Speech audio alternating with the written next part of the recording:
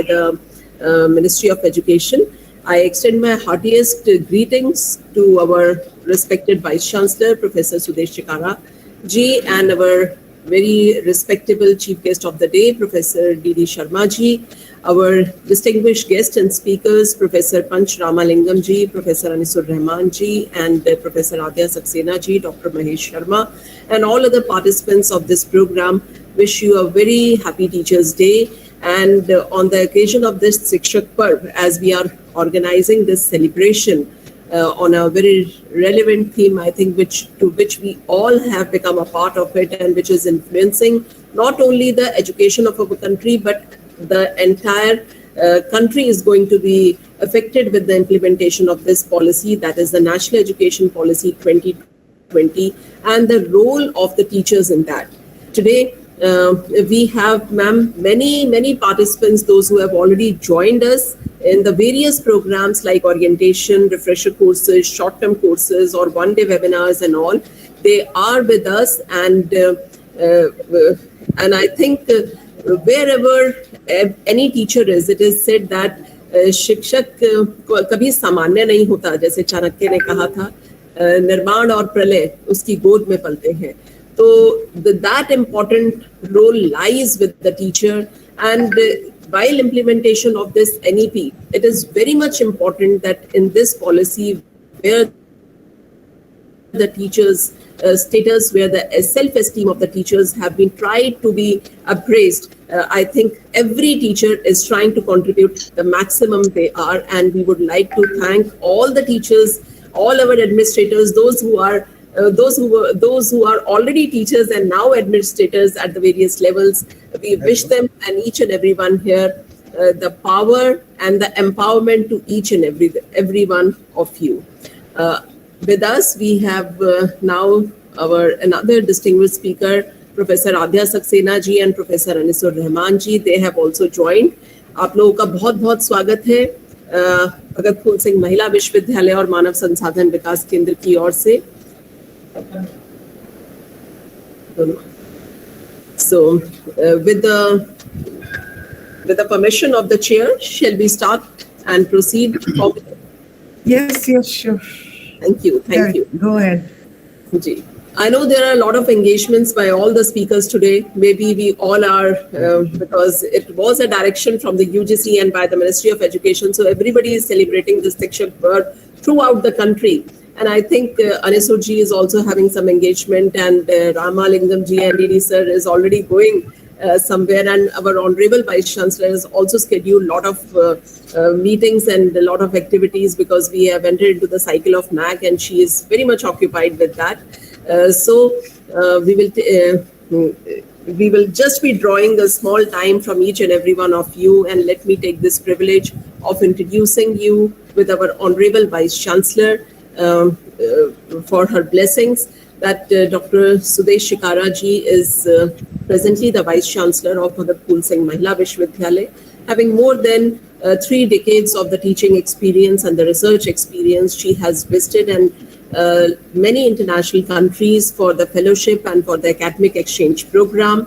She has been associated at the various administrative positions in the different levels in her own university and in the other universities of the country. She has been one of the leading personality to establish the empowerment among the women in the Kurukshetra University as a director of the Women's Studies Center, and she is also the part of the various other committees like Academic Council and the Executive Council in the various universities. With a wide experience in the field of research, she has accomplished a lot of milestones by completing the international fellowship as well as the various research projects and contribution in the various journals as a publication.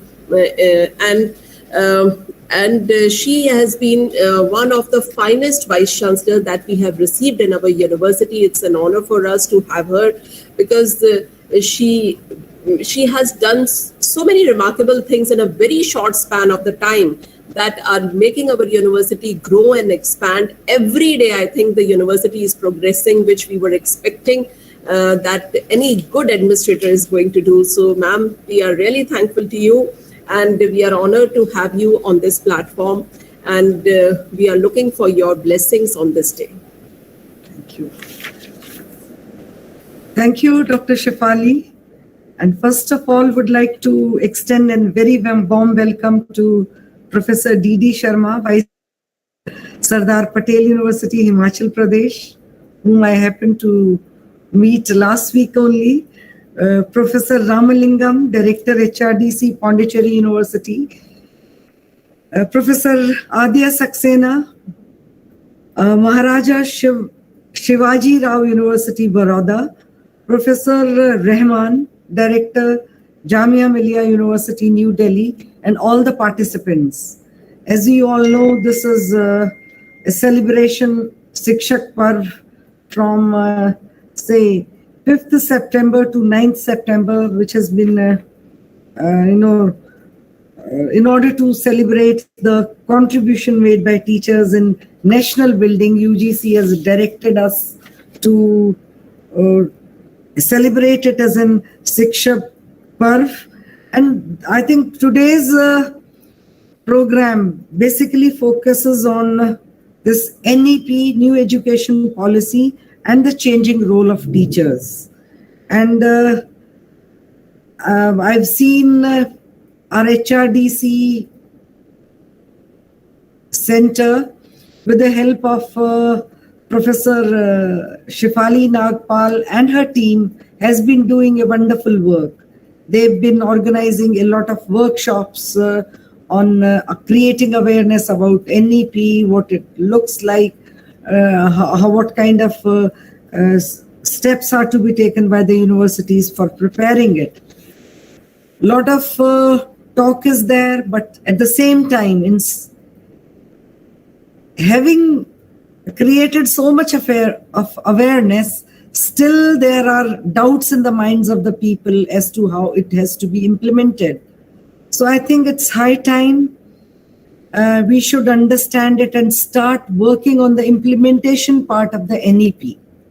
We know in NEP, the teacher, if we find the positioning of teacher in NEP, I think the National Education Policy recognizes and it identifies teachers and faculty as the heart of the learning process.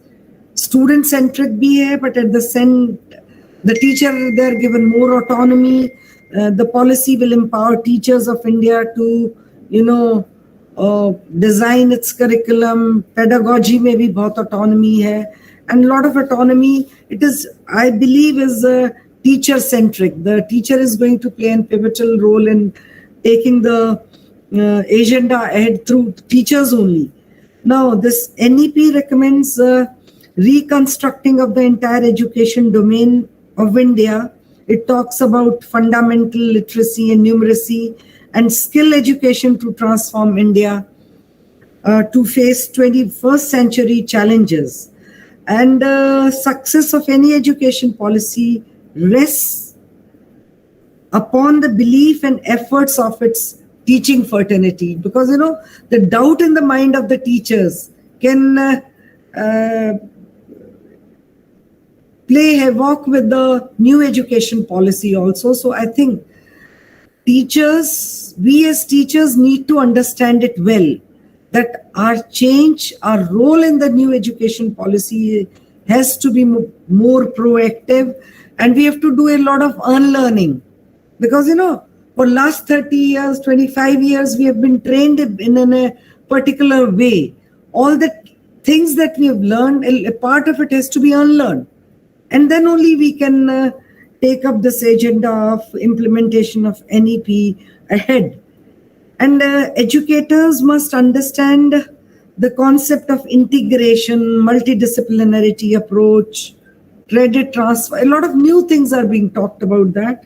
So, and holistic learning and medium into Indian languages, अपनी जो भारतीय भाषाएं हैं उनका भी प्रयोग की बात की जाती है इसमें. तो इस पॉइंट ऑफ व्यू से हम देखते हैं तो जो NEP है, it brings a lot of challenges to the teachers, so they should be prepared to face these challenges. And in this, the teamwork is required to be done, because, when we don't have, whenever a new system comes in, that has to be understood collectively, not individually. So the National Education Policy 2020 aims at building a global best education system rooted in Indian ethos, whereby transforming into the global superpower. At the same time, we have to do both the things. We have to be rooted also, and we have to be acquainted with whatever the changes may be in the field of innovations, maybe in the field of technology. They have to be touched upon simultaneously. So, and then we'll have to have the challenges in terms of collaborations with parents and the other key stakeholders, teachers, and the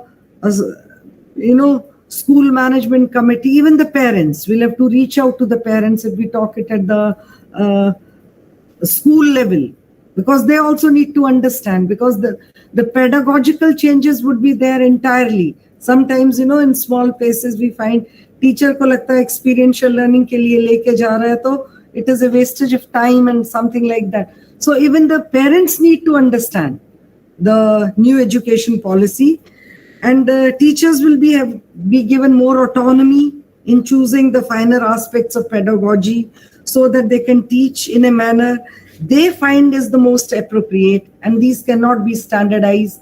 These will have to be designed keeping in view the needs, local needs of the learners also. So focus has to be on socio-emotional learning, which is a critical factor. And in any student holistic development, teachers will be recognized for novel approaches in teaching that improve learning outcomes in their own classrooms.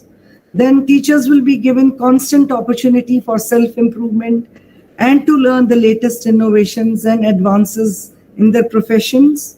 So there the role of centers would, faculty development centers, or whatever you call that, HRDCs will also be there. And of course, the new comprehensive national curriculum framework will come. Even that has to be understood. In new integrated programs, then a skill component is to be imbibed. So I know there are going to be a lot of challenges, but with the interventions of the centers and with collective approach, I think we'll be able to overcome all these challenges, and hopefully, gradually, we'll be implementing the NEP in a very effective manner in times to come in, maybe 3 years down the line. So with this expectations, I again extend a very warm welcome to the learned speakers who are with us from all parts of the country. And I'm sure, Shefali, your session is going to be great, as all other sessions that you generally conduct, they go on. So with this, I wish today's session all the very best, and I'm sure some good outcome would come out of it. And all these teachers, those who are attending this workshop, they'll be instrumental in implementing the NEP in an effective manner in their respective institutions of higher learning. So thank you all.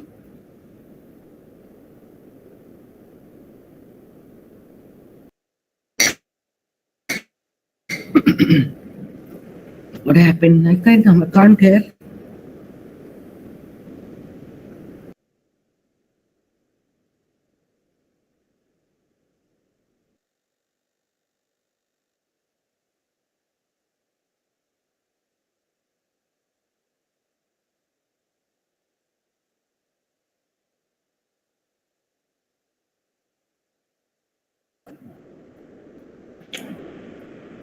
Madam Shefali, you are not audible.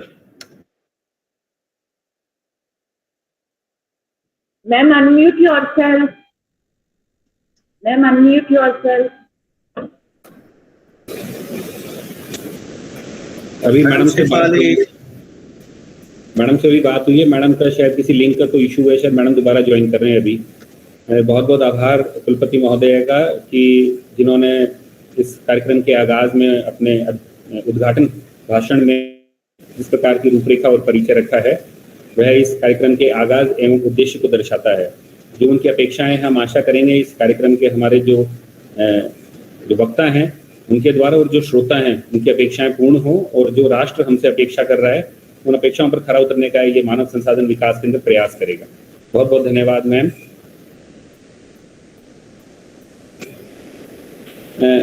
कार्यक्रम को जिस प्रकार से अभी programme है, जैसे vice chancellor कुलपति महोदया के भी जिस प्रकार से अभी मीटिंग टू मीटिंग है, लेकिन उन्होंने अभी समय दे करके निकाला और कार्यक्रम में जैसे हमारे पास भी अभी संज्ञान है, हमारे जो अतिथि हैं उनके पास भी बहुत थोड़ा सा बिजी शेड्यूल है, तो थोड़ा सा कार्यक्रम में शेफाली मैडम आ गए हैं जी। Thank you Mahir sir. Please ma'am. I'm sorry, these are some of the technical hitches. My system got hang here. And thank you so very much, ma'am, for your best wishes and blessings and a lot of insights into the NEP that we have taken from you. And now proceeding on further with the program, let me take this opportunity of inviting our very distinguished speaker, Professor Anisur Rahman ji, a very good friend of mine. And he is also busy in organizing a lot of activities. And I think today in the afternoon, he is again celebrating the Shikshak Parv, as he is doing from last 3 days. Let me introduce him with all of you. He is presently the professor and the director of HRDC at Jamia Millia Islamia. And he holds 2 master degrees. One is in economics and another is in sociology. But his areas of interest are the South Asian migration and diaspora and Gulf social demography and issues of higher education and minorities. He has a lot of publications in the national and the international journals, and he has also contributed 5 books as and various research papers. And he has also visited the various countries like USA, UK, France, Germany, Netherlands, Switzerland, Denmark, and Sweden, and many other countries. And he has been associated with many Arabian countries like Saudi Arabia, UAE for the academic exchange purposes and the fellowship.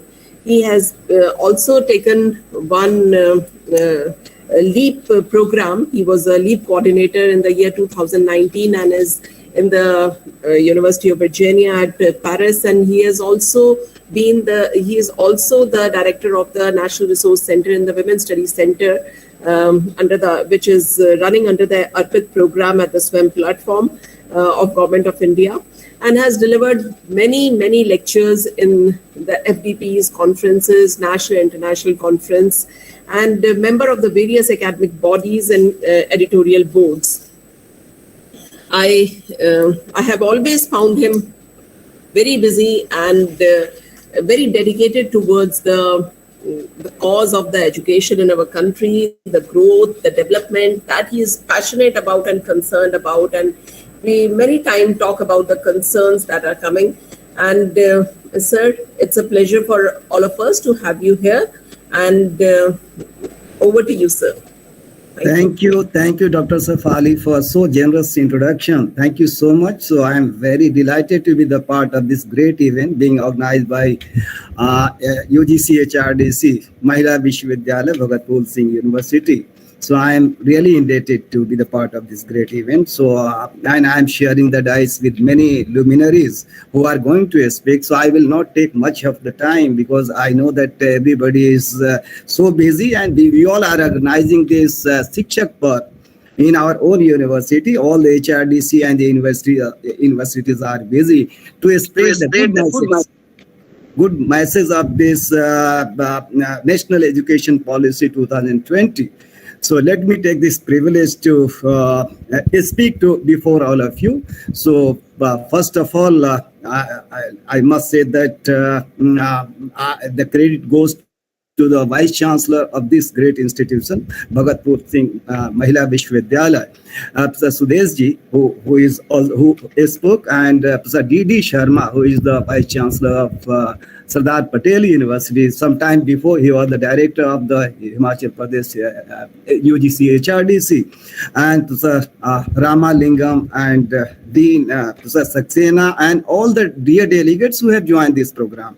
So it's an honor for me to speak to all of you. I know that we have been discussing this national education policy since 2020.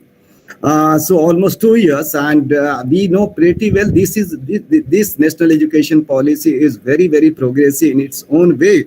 So I think it is going to decide the fate of this great nation, and it is also going to respond the challenges being created by the globalization and many things. So this policy is very progressive in the sense that all the issues and challenges plaguing our society is going to be addressed in this national education policies to 2020. So I will flag and I will highlight some of the important points. How training for the teachers have been given a lot of importance in this national education policy. We know pretty well that so many more centers, apart from the UGC-HRDC, many more centers have been added under the aegis of Pandit Madan Mohan Malviya Center for Teachers and Training. So if you see the total number, so now we are more than 100 centers which are now interested to give the training to all the faculty, because we are going to cater the needs of more than 15 lakhs teachers in our own country. So a lot of emphasis has been given, and due to that very reason, HRDC has been given a special attention in order to organize the Shikshak Parv, or especially giving a lot of importance in each and every program as how we can spread the message and how we can make the aware of the teachers and the other research scholars. And it was rightly pointed out that not only the teachers and the research scholars are required to know about this, because many stakeholders are there in the higher education. So many parents are also very important. So we know that this national education policy is nothing but the outcome of the effort being made by many luminaries. They worked so hard for 5 years, and it came into way in 2020. So if you look at the entire manuscript, now it has been concised to 64 pages. So I am urging all the basically young scholars who have joined this program to kindly go through that and study deeply, because it's a progressive in the sense that it is the guidelines, it is the roadmap which has been given. So how it could be made implementable, again, it depends on the wisdom of the teachers like all of us. So many things, and this national policy is going to stay again for 2040 or 50.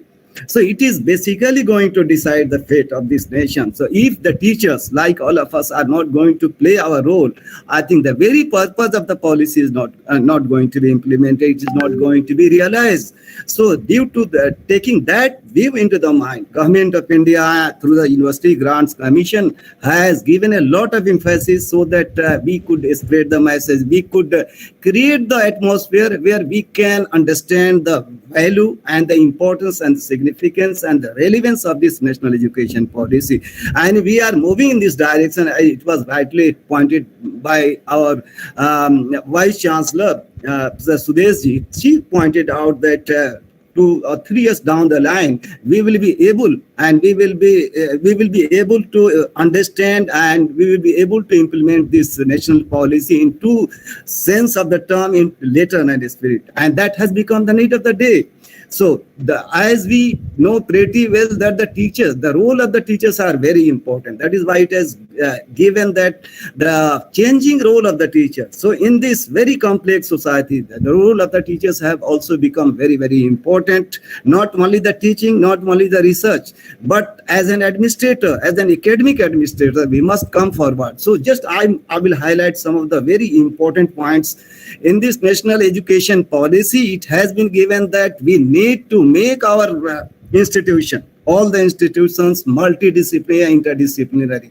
So it is one of the very important recommendations. So unless until we, the teachers, are going to play a very important role, that purpose is not going to be realized. That objective is not going to be realized. The other equally important point that has been given, that we need to increase the gross enrollment ratio of our own country. It is now to 25%. So we need to make it double within the 15 or 16 years. So it's a big challenge before everybody, not only as a teacher, but as a policy maker, as a implementer of the national education policy. So for the last 75 years, we have been trying hard, and we have achieved the target of 25.3%. But we need to make it double, means 50%. It is one of the very important challenges. It was rightly said that a lot of challenges are there before the teachers. So let us accept the challenges. Beauty of the teachers is to accept the challenges, all the challenges which are coming before us, and sort out all the challenges. So many good points have been given in this national in the national education policy 2020. So it was, that whatever the problems are there in the society, this policy is in the response to all the challenges. If we are able to implement in letter and spirit, definitely our country are going to play a very important role. And here the man of the UGC-HRDC, as we all know, that to motivate the teachers, to sensitize the teachers, and we are doing our best with a special reference to the national education policy. So many more programs and activities have been added in our own cap, so that we could do our best and we could contribute to the national progress or nation building of our own country. And we are doing our best. Taking that into the mind today, our since 5th to 9th, it has been clearly said that we are celebrating the Shikshak Parv, so that we can realize the importance, significance of the teaching profession. So it was rightly said that the shape of the country, shape of the nation, destiny of nation is shaped in the classroom. And who are the shaping of that one? We, the teachers, are that. So we are playing definitely we will play our due role. So I should not take much of your time. I know that many speakers are waiting to share their rambling thoughts and their experiences. So many things are to be discussed at different platforms, and I am very delighted and happy to note that everywhere, I think this national education policy is being debated, is being discussed, and definitely we will make aware of the relevance of this national education policy, not only amongst the academia, but the administration is also equally important. So let us play our due role so that we could do something.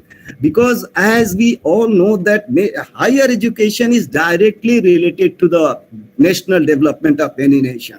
If the status of higher education will be poor or not up to the mark, definitely country cannot progress. So taking that significance or the points into the mind, let us strive, let us work together collectively, jointly in this direction, so that the teaching and the research both could be prosper, both could be done properly, so that we could feel proud of our own nation. Thank you so much indeed, Dr. Shefali Sahaba, for having given me the chance to become the part of this great event. Thank you so much, and I am thanking our Vice Chancellor, Sir Sudeshji, who spoke so well about this program, about the national education policy. Thank you so much. Thank you so much.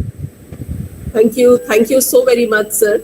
Indeed, the program is great because of the great teachers like you, those who have joined us and spared their very valuable time for this program. Definitely, we have a lot of things, and we have a lot of training programs being organized by the HRDC and various other institutions. And I think every institution is working very hard to make this country progressive, and whatever bit we can do, I think everybody is doing so. And I have seen that all the HRDC is doing remarkable job. And in that series, in continuation to that, we have another speaker with us, Professor Ramalingamji, who is the director of the director of the HRDC at Pondicherry University. And we have seen again that he is always busy with a lot of programs which he is conducting, not only in the HRDC as a part of that, but he is an international figure in the field of psychology who keeps on, who is always keen to do a lot of activities in that area as well. So let me take this opportunity of inviting him on the dais and introducing him with all of you. Professor Panch Ramalingam ji is a professor and director in the HRDC at Pondicherry University. It was established, which was established by the University Grants Commission, as this center is, and he has 3 postgraduate degrees. One is in education, another is in political science, where he receives his MPhil and PhD in research in educational counseling and psychology, and he is undergraduate in mathematics. So he is a multi-disciplinary faculty, and that is reflected in all the programs. Whatever he do and whatever he say is reflected in that. He holds the diploma in the pharmacy as well. His areas of interest include the teacher's education, undergraduate occupational preferences, decision making and mental health, in educational counseling, psychology, career counseling, integral education, mental health and well-being, yoga and Indian psychology. He is regularly attending and organizing and presents the research papers at the annual conferences organized by the Indian Academy of Applied Psychology, the Indian School of Psychology Association, and Asia Pacific School of Psychology Association, which was incepted by him. He organized 20 national conferences and international seminars. He has authored and edited more than 80 books, including 30 books which are related to the psychology and education, which include the Successful Mental Health and Well-being, the School for School Psychology and Educational Psychology, Life Skills, Quality, European Education. Arita ji, please unmute now. Poonam, can you mute her? Poonam. Thank you. Thank you. His works underwent the several editions and won the prestigious Best Book Award twice in the year 1991, and for his book Child and Cognitive Development in the 1995, and for his book Role of Venkata Subha, Rider in the French India Liberation Movement from the Government of Tamil Nadu. He is a recipient of the French India Liberation Writer Award in the year 2005 by the Pondicherry State Government, and the Best Writer Award in the year 2005 by the Gandhi Kamaraj Freedom Fighters Association, Puducherry. Professor Uma Nag Lecture Award in the 2005 and Psychometric Educational Services Award in the year 2007. He has also received Professor B. Vishwanathan Best Book Award in the year 2010 and IAAP PPA Best Psychologist Award in the year 2011 and B. Vishwanathan Best Book Award in the year 2015. He has visited various countries and has delivered the guest lectures in the cross-cultural psychology, and he has also been traveling pan-India and the international countries for the academic exchange. He received twice the Catterall Award from the International School Psychology Association in the year 2009 and 2010, and he has been in the Germany and Singapore and then Paris, Switzerland, Dublin, London, and many other countries for the various for the cause of the education and academic exchange. He is the editor and the editor of the journal Indian Academy of Applied Psychology, and editor of the Journal of Applied Psychology, Applied and School Psychology, and editor of the Chief International Journal of Asia Pacific School Psychology, and associate editor and invited editor in the Indian Journal of Applied Psychology. And he is associated with many other newsletters like Indian Psychologist and the Gujarat Journal of Psychology, the Journal of Disabilities, and member of the various other associations. So let us take this opportunity of listening to him, who is so dynamic and versatile in the nature, and very dedicated and consistent person. Sir, we welcome you on this platform. Thank you very much, ma'am. First, I am very happy to associate with this national level symposium organized by the BP Singh Mahila Vishwavidyalaya HRDC. It is one among the very dynamic center as far as this HRDC movement is concerned. As our esteemed Vice Chancellor has rightly pointed out, that this is the time to rethink our role as a teacher and how we are going to change in the future years to come. In that respect, our Professor Rahman also clearly stated that how these HRDCs are functioning and what role we are emphasizing to motivate the teachers.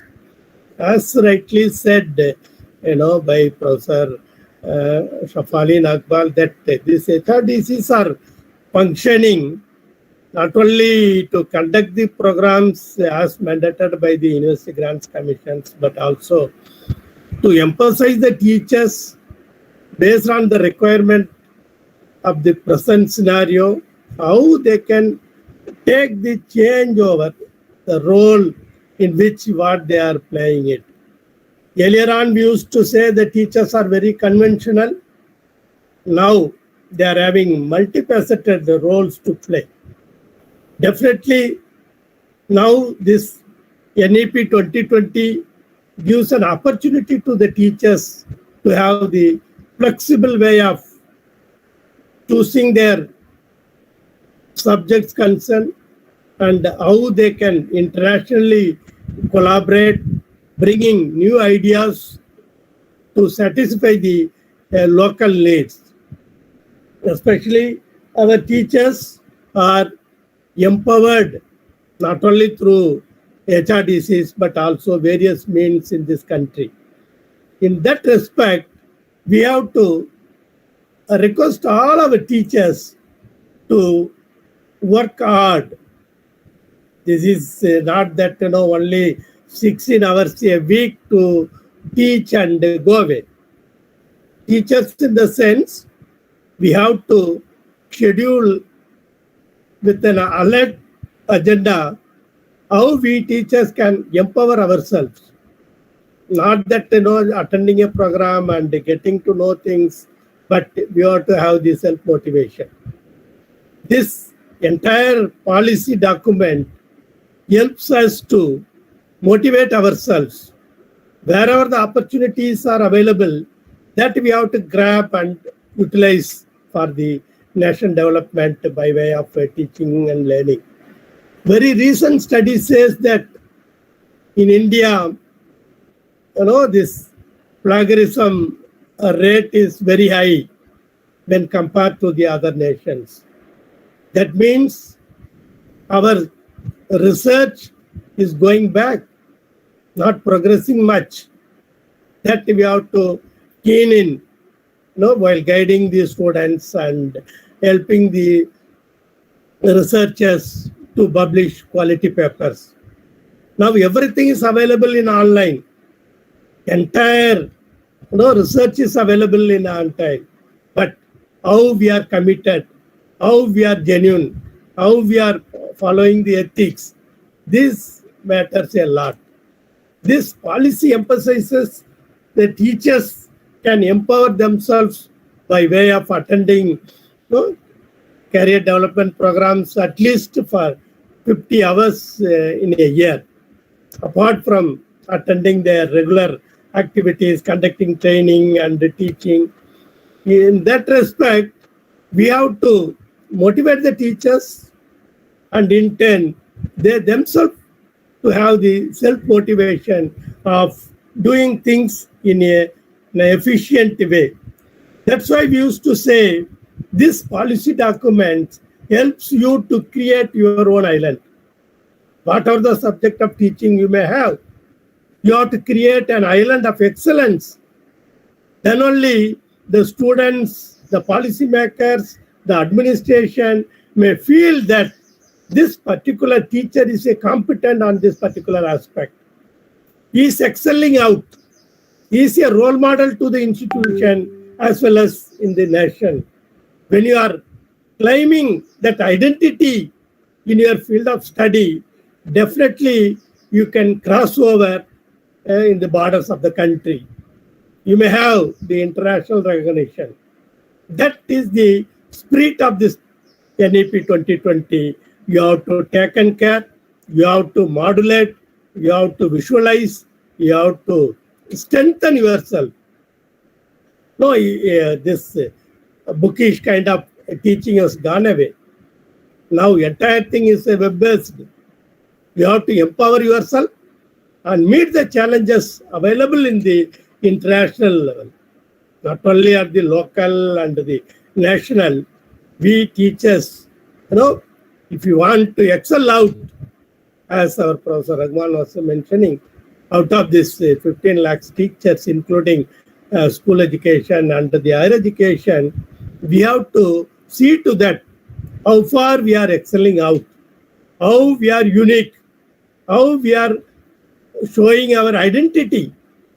Your identity will prove that you are a competent Indian to propagate this knowledge to the entire globe. That you have to keep in mind while studying this subjects, whatever the subject you may belong, then this whatever the policy suggestions gives, policy how empowers us. No, this is a guidelines.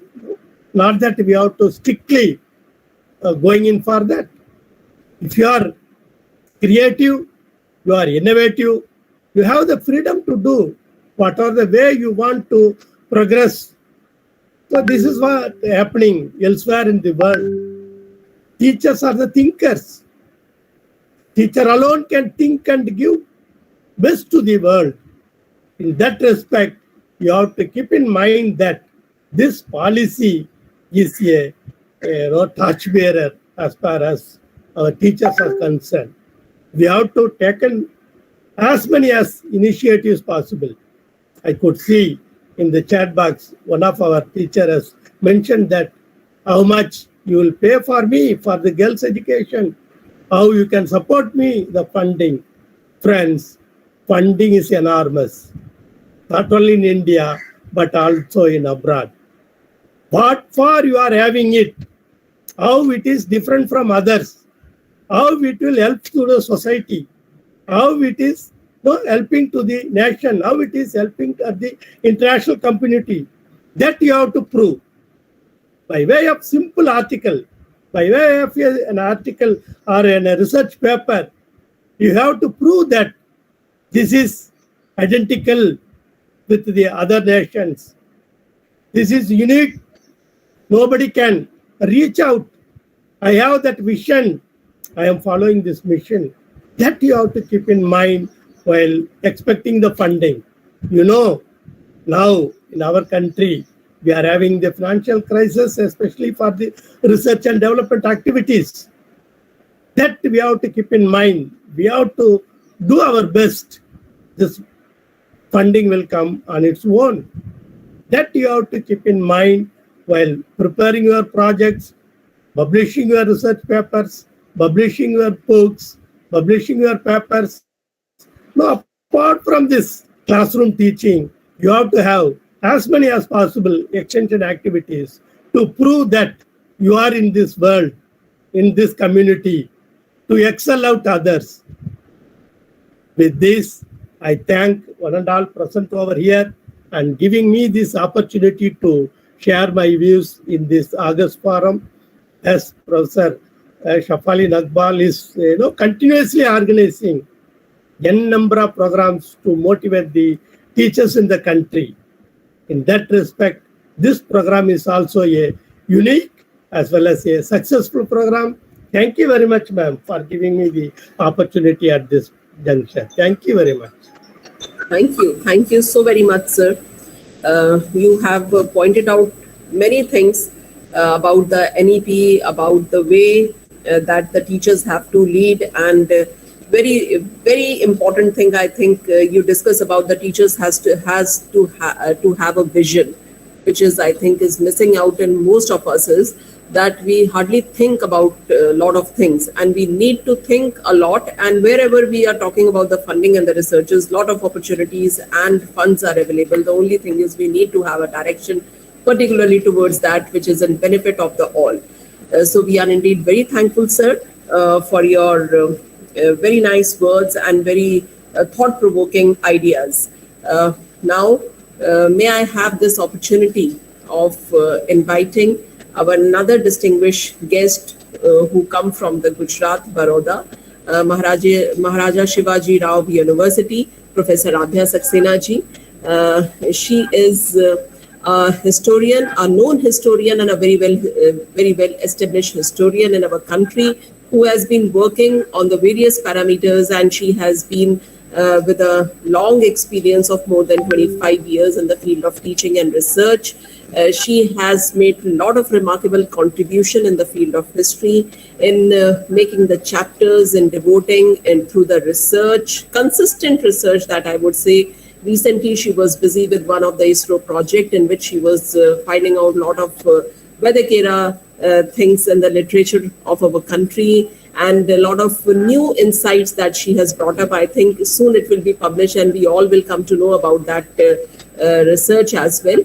And she is associated with many prestigious international and the national institutions and associations of history, and as a member of UPSC and the academic and the executive councils of the various universities. She also has an exposure for the international universities for the academic exchange program. And now she is looking after as a Dean of the Faculty of Arts, and she has been the director of the center and the chairperson of the department as well. So, ma'am, we welcome you, and we are looking forward to learn a lot of things from you, ma'am. Thank you, Professor Shafali. I must find myself fortunate being on this dais where so learned professors are there from different fields, education, psychology. And I understand pretty well the professors from education and psychology background have understood the psychology of the students, and therefore this heavy document of 56 pages is with us. My learned audience must have also read this. I would emphasize on few things. I'm sorry to interrupt, ma'am, but your voice is not very clear. I think it's echoing, or some things are there. Your voice is not. No, ma'am. It's. I think your phone or your other things are lying very close to each other. If you can keep them apart, I think it will be more audible. Okay. So you just take care of this thing. Am I audible now? Yes, ma'am. So I'm very fortunate to be on this dais where professors from different streams actually have looked into this heavy document, which runs into 65 pages. The very comprehensive content page actually gives us an idea that how this MEP 2020 has evolved. It talks about integrated approach. So as soon as a child is in the institution, the grooming starts. And in fact, it has been happening since centuries together. If we look into our modus operandi, when the sanskars were given, the child was going to an institution, being in the company of guru, and later on evolving and contributing to the generation of knowledge. I have read this document and I have heard many professors who actually had been into making of it and later on in the implementing. At my university, the Maharaja Sayaji Rao University of Baroda, the Maharaja Sayaji Rao, who is responsible for making of this institution in 1881, where it evolved as a college, Baroda High School and Baroda College.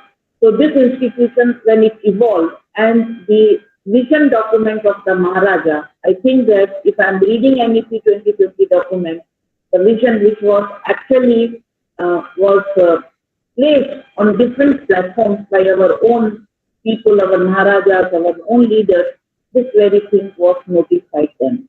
But unfortunately, the systems we had adopted and the way we had been working for all these 74 years, because we are celebrating Azadi Ka Amrit Mahotsav, we realized that there is something which is lacking. And this lacking part, in fact, has been addressed in NEP 2020 document.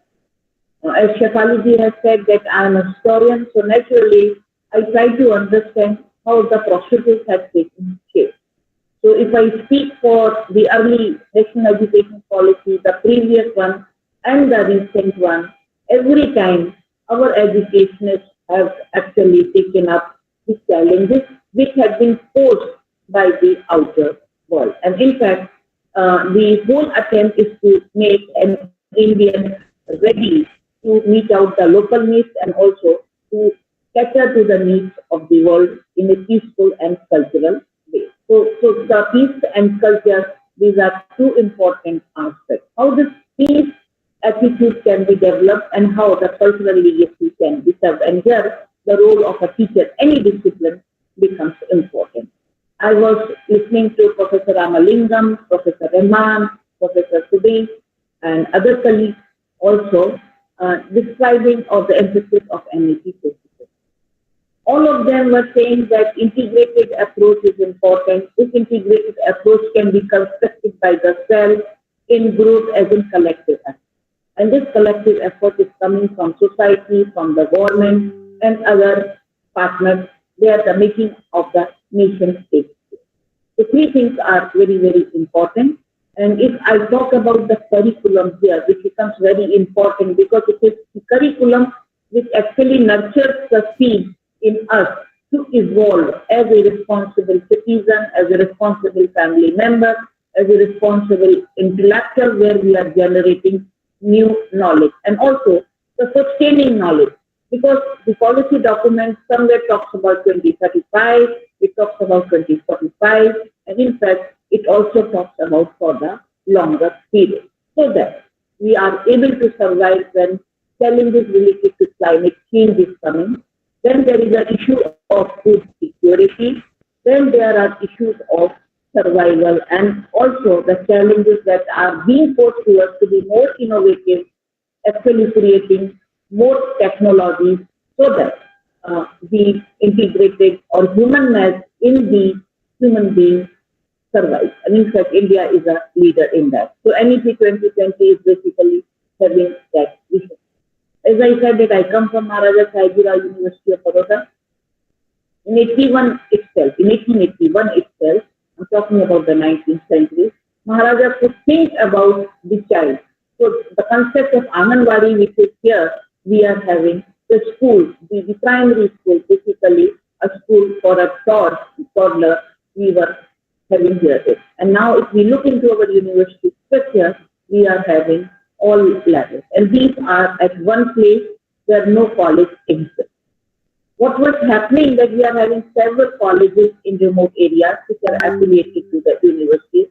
So that very college was not able to provide these things in an integrated way. So universities which had come up as residential universities, they were able to cater this, but the colleges in the remotest areas were not able to do it. And I think that NEP 2020 policy is indicating that very clearly because it is emphasizing on school, it is emphasizing on college. And if we are looking into the layers of the higher education at the college level, we are having two options. 4-year bachelor's program, 1 year's master's program. So it means that it is indicating our movement towards research. How this research can be done? Because somebody has asked that what about research funding? I have seen in my career of 50 years that we look towards research funding through UGC, through ICHR in NICE, through ICSSR, through ICCR, and so on and other things. But what is happening at the state level? What is happening at the district level? I feel that government should come up because they are for the implementation of NEP 2020. Here I must say that Government of Gujarat has taken a wonderful initiative, which other governments in the country may also take. They have started with a fellowship of SHORE. So this SHORE fellowship is supporting the student with a good amount of 15,000 per month.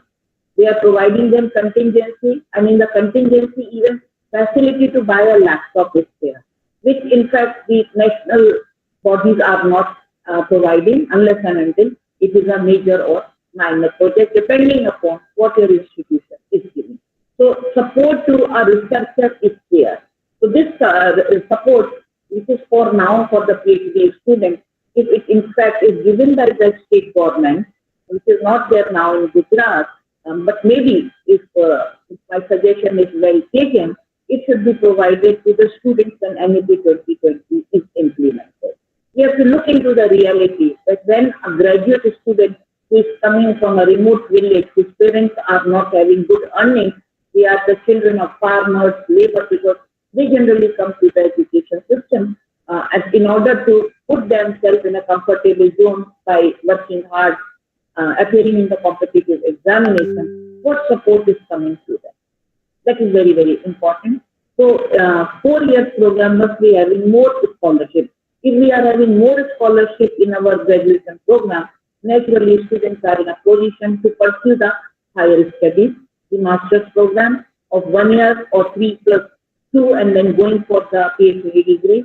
So, but things at current are starting only with the PhD degree. So what is happening? The talent, the skill which a child has is not properly utilized. So at the implementation level, support for graduation programs, graduation scholarships, I think must be increased. We are talking about the role of the teacher here. So as a teacher, I have been saying this because when I interact with my graduation student, my university is basically having graduation program and post-graduation program. And these are not integrated one which are suggested in NEP 2020. But I can see that after graduation, there is a dropout. Maybe after 2 years, 3 years, they think let us go for the master's program. During that period, they are in the process of doing job sustaining. So now what is happening that there is a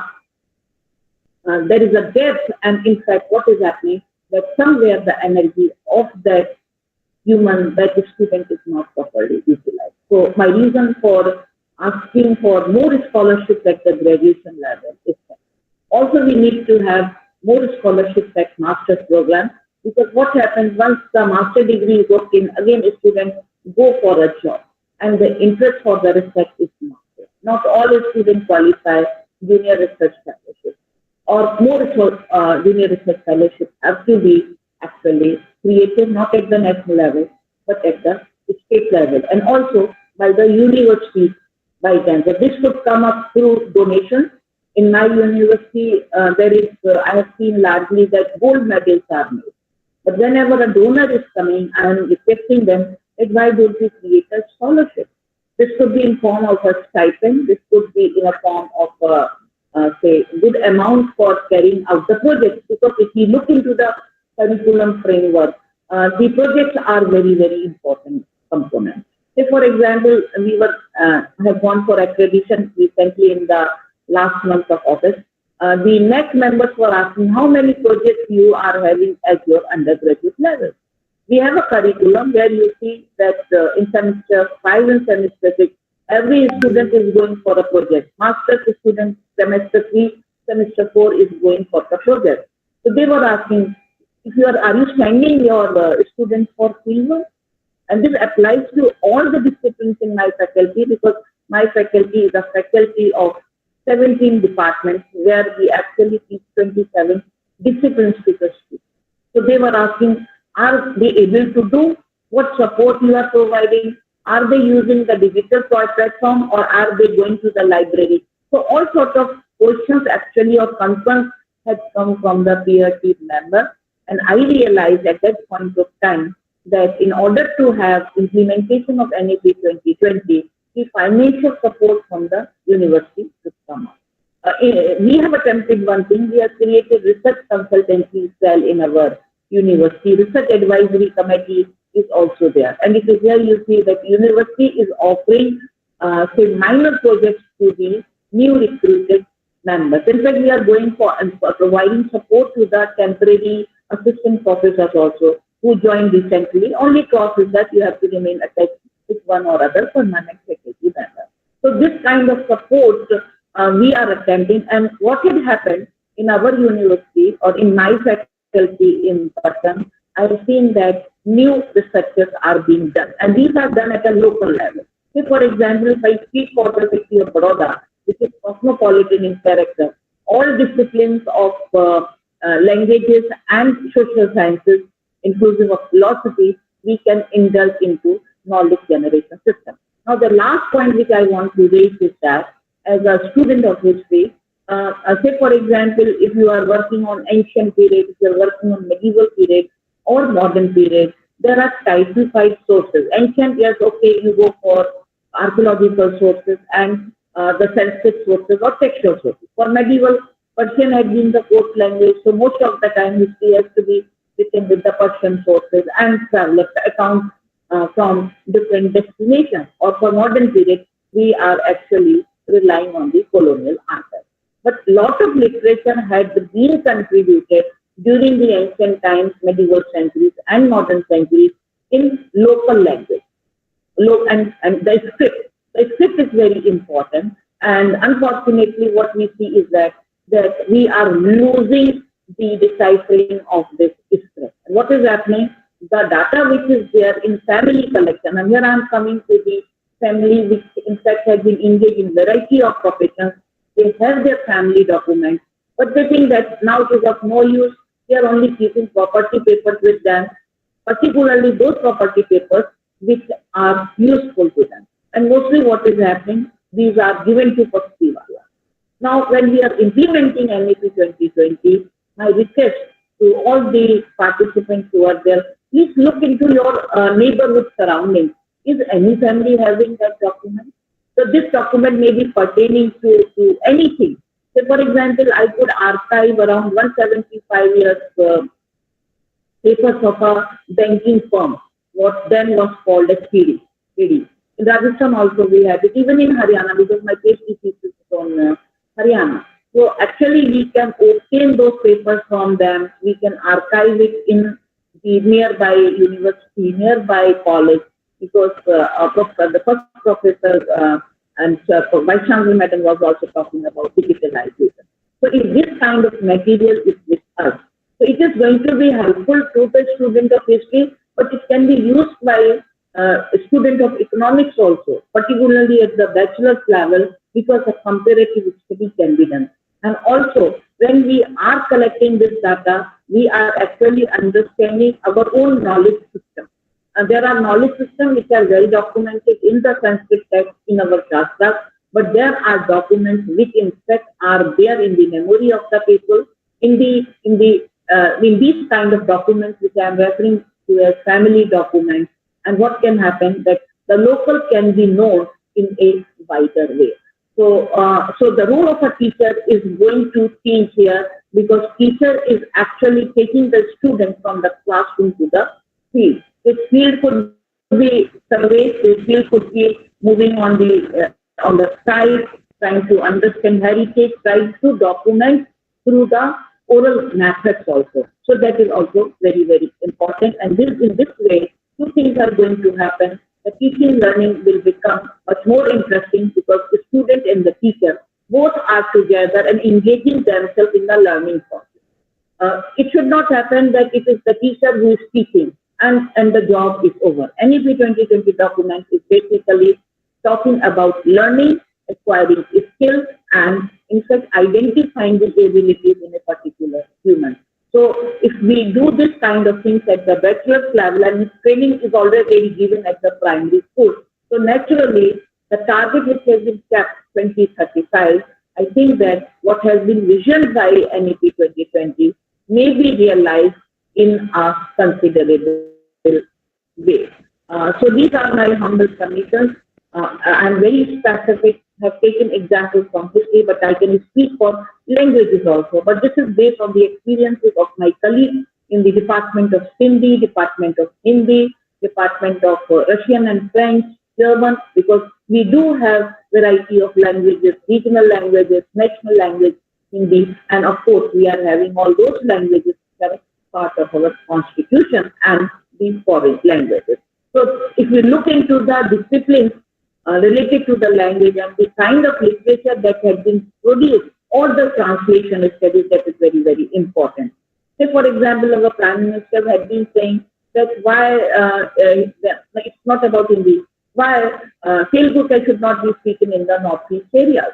In one of his speeches he was saying. So it means that this is going to contribute to the national building process, because when languages are known, people can be accepted when they are migrating for service reasons, for trading reasons, for tourism reasons, so on and so forth. So wider acceptance of our own people is there. The national character is going to be there, and love and respect for each other's culture, belief is there. So that way you see that after the implementation of NEP 2020, by 2035 or 2045, we will see that the young India has become more stronger, more strengthening, more integrated, and we as national characters can be seen on the international platform, which we are, but we will be in more strengthened ways. With these few words, I take a pause over here, and thank you so much for providing me opportunity on this platform. Thank you. Thank you so very much. Lot of useful insights you have talked about in detail.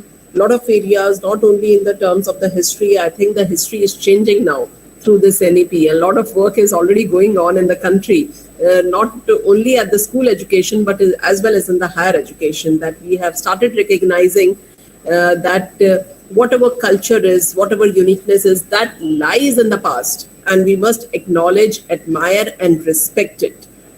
So that importance has now been, I think, is felt by each and everyone in the country, and especially you have talked about the Indian knowledge systems, which is again a thrust area of this NEP for the implementation. Earlier, there were a lot of problems in implementation on adopting these kind of courses. They were not recognized by the recognizing institutions and the bodies, but now they themselves are promoting the Indian knowledge systems, the heritage that we were losing. I think we will be able to catch hold on them, but definitely it will take some time, because this implementation of the NEP itself, I think, is not able to, we will not be able to do and implement in the 10 years period of time.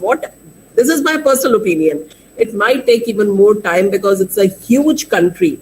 And I think listening to all our distinguished guests, where they have pointed out the school education, where they have pointed out the higher education, the training aspect, the research aspect, and now the indigenous and the ancient aspect of the things. So we are looking upon the different areas. And in one of the research, which I was reading 2-3 days before by the UK Indo Business Report, they were saying that we are having 28.6 million youth with us, which are going to increase by 140 million by the year 2030. So we have young, vibrant minds and the youth in front of us who are to be educated, who are to be skilled, who are to take up their careers, and those who are going to build the country, not only India, but I think the world is looking over at the India for providing them the youth power. And it is estimated that 1/3 of the world youth power will be from India in the times to come. So that is why the importance of this NEP can be realized by every one of us as a teacher, as a part of this education system. So now, again, after listening to all the learned speakers here, to whom I extend my heartiest thanks, and now I would like to invite our chief guest of the day and a very dynamic, very versatile personality, Professor Devdutt Sharma ji. And let me take this proud opportunity of introducing him with all of you here.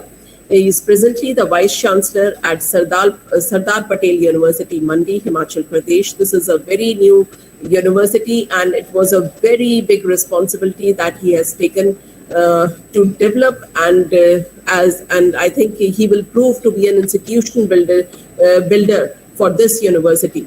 He has held the additional charge of the Vice Chancellor Atal Medical Research University in the Himachal Pradesh. Currently, he is holding these two charges, and he is the Chancellor nominee to the Executive Council of Himachal Pradesh University, Shimla, and he has been recently nominated as a member of the Expert Appraisal Committee of EIA of Projects, Ministry of Environment, Forest and Climate Change, Government of India. He has served as the director of the HRDC at Himachal Pradesh University, Shimla, in the year 2018 to 2022, and he was very, very dynamic and very versatile at that time even, and very dedicated to everything that he do. He is with an illustrious career, with a high madam छोड़ दीजिए, क्या करना है? career. Good enough. Profile. Just That gives an inspiration to other teachers, sir, because we are celebrating teachers today. So kindly allow me, I will summarize it in a short form. He is serving in the capacity of professor for more than 12 years, and while research and teaching experience spans to almost 30 years. He has supervised 14 students and 37 students for the MPhil, and his areas of interest includes the environment, disaster management, regional disparities, urbanization, and applications of the geospatial technology, and he has published 2 books, that is Forest Economy and Environment, and then other is the Environment and Development Issues of Microhydel Projects. And also he is the editor of the book Managing Our Resources, Perspective and Planning. He has also contributed on more than 65 research papers in the national and the international journals, and completed the various research projects on disaster management, response and management in Himachal Pradesh, and has attended several national and international, and has delivered more than 100 talks as a keynote speaker, as a chairperson, and in the various capacities he has represented at that academic forum. He is holding the position of President of the Geographical Society of Himachal Pradesh, and is a life member of the several academic bodies like Indian Science Congress, Asian Environmental Council, the National Association of Geographers India, Indian Institute of Geographers, Indian Meteorological Survey, Punjab Geographers, and many more. He has also remained the president of the Association of the Punjab Geographers for the period of 2014 to 16, and the vice president of Association of Geographers India. He remained as a chairperson, Department of Geography in HP University for more than 8 years, and has also served as the director, Pre-Examination Coaching Center, and has worked as director, IQAC, and he's a member of the Board of Studies in the various institutions, RDCs, and other apex bodies.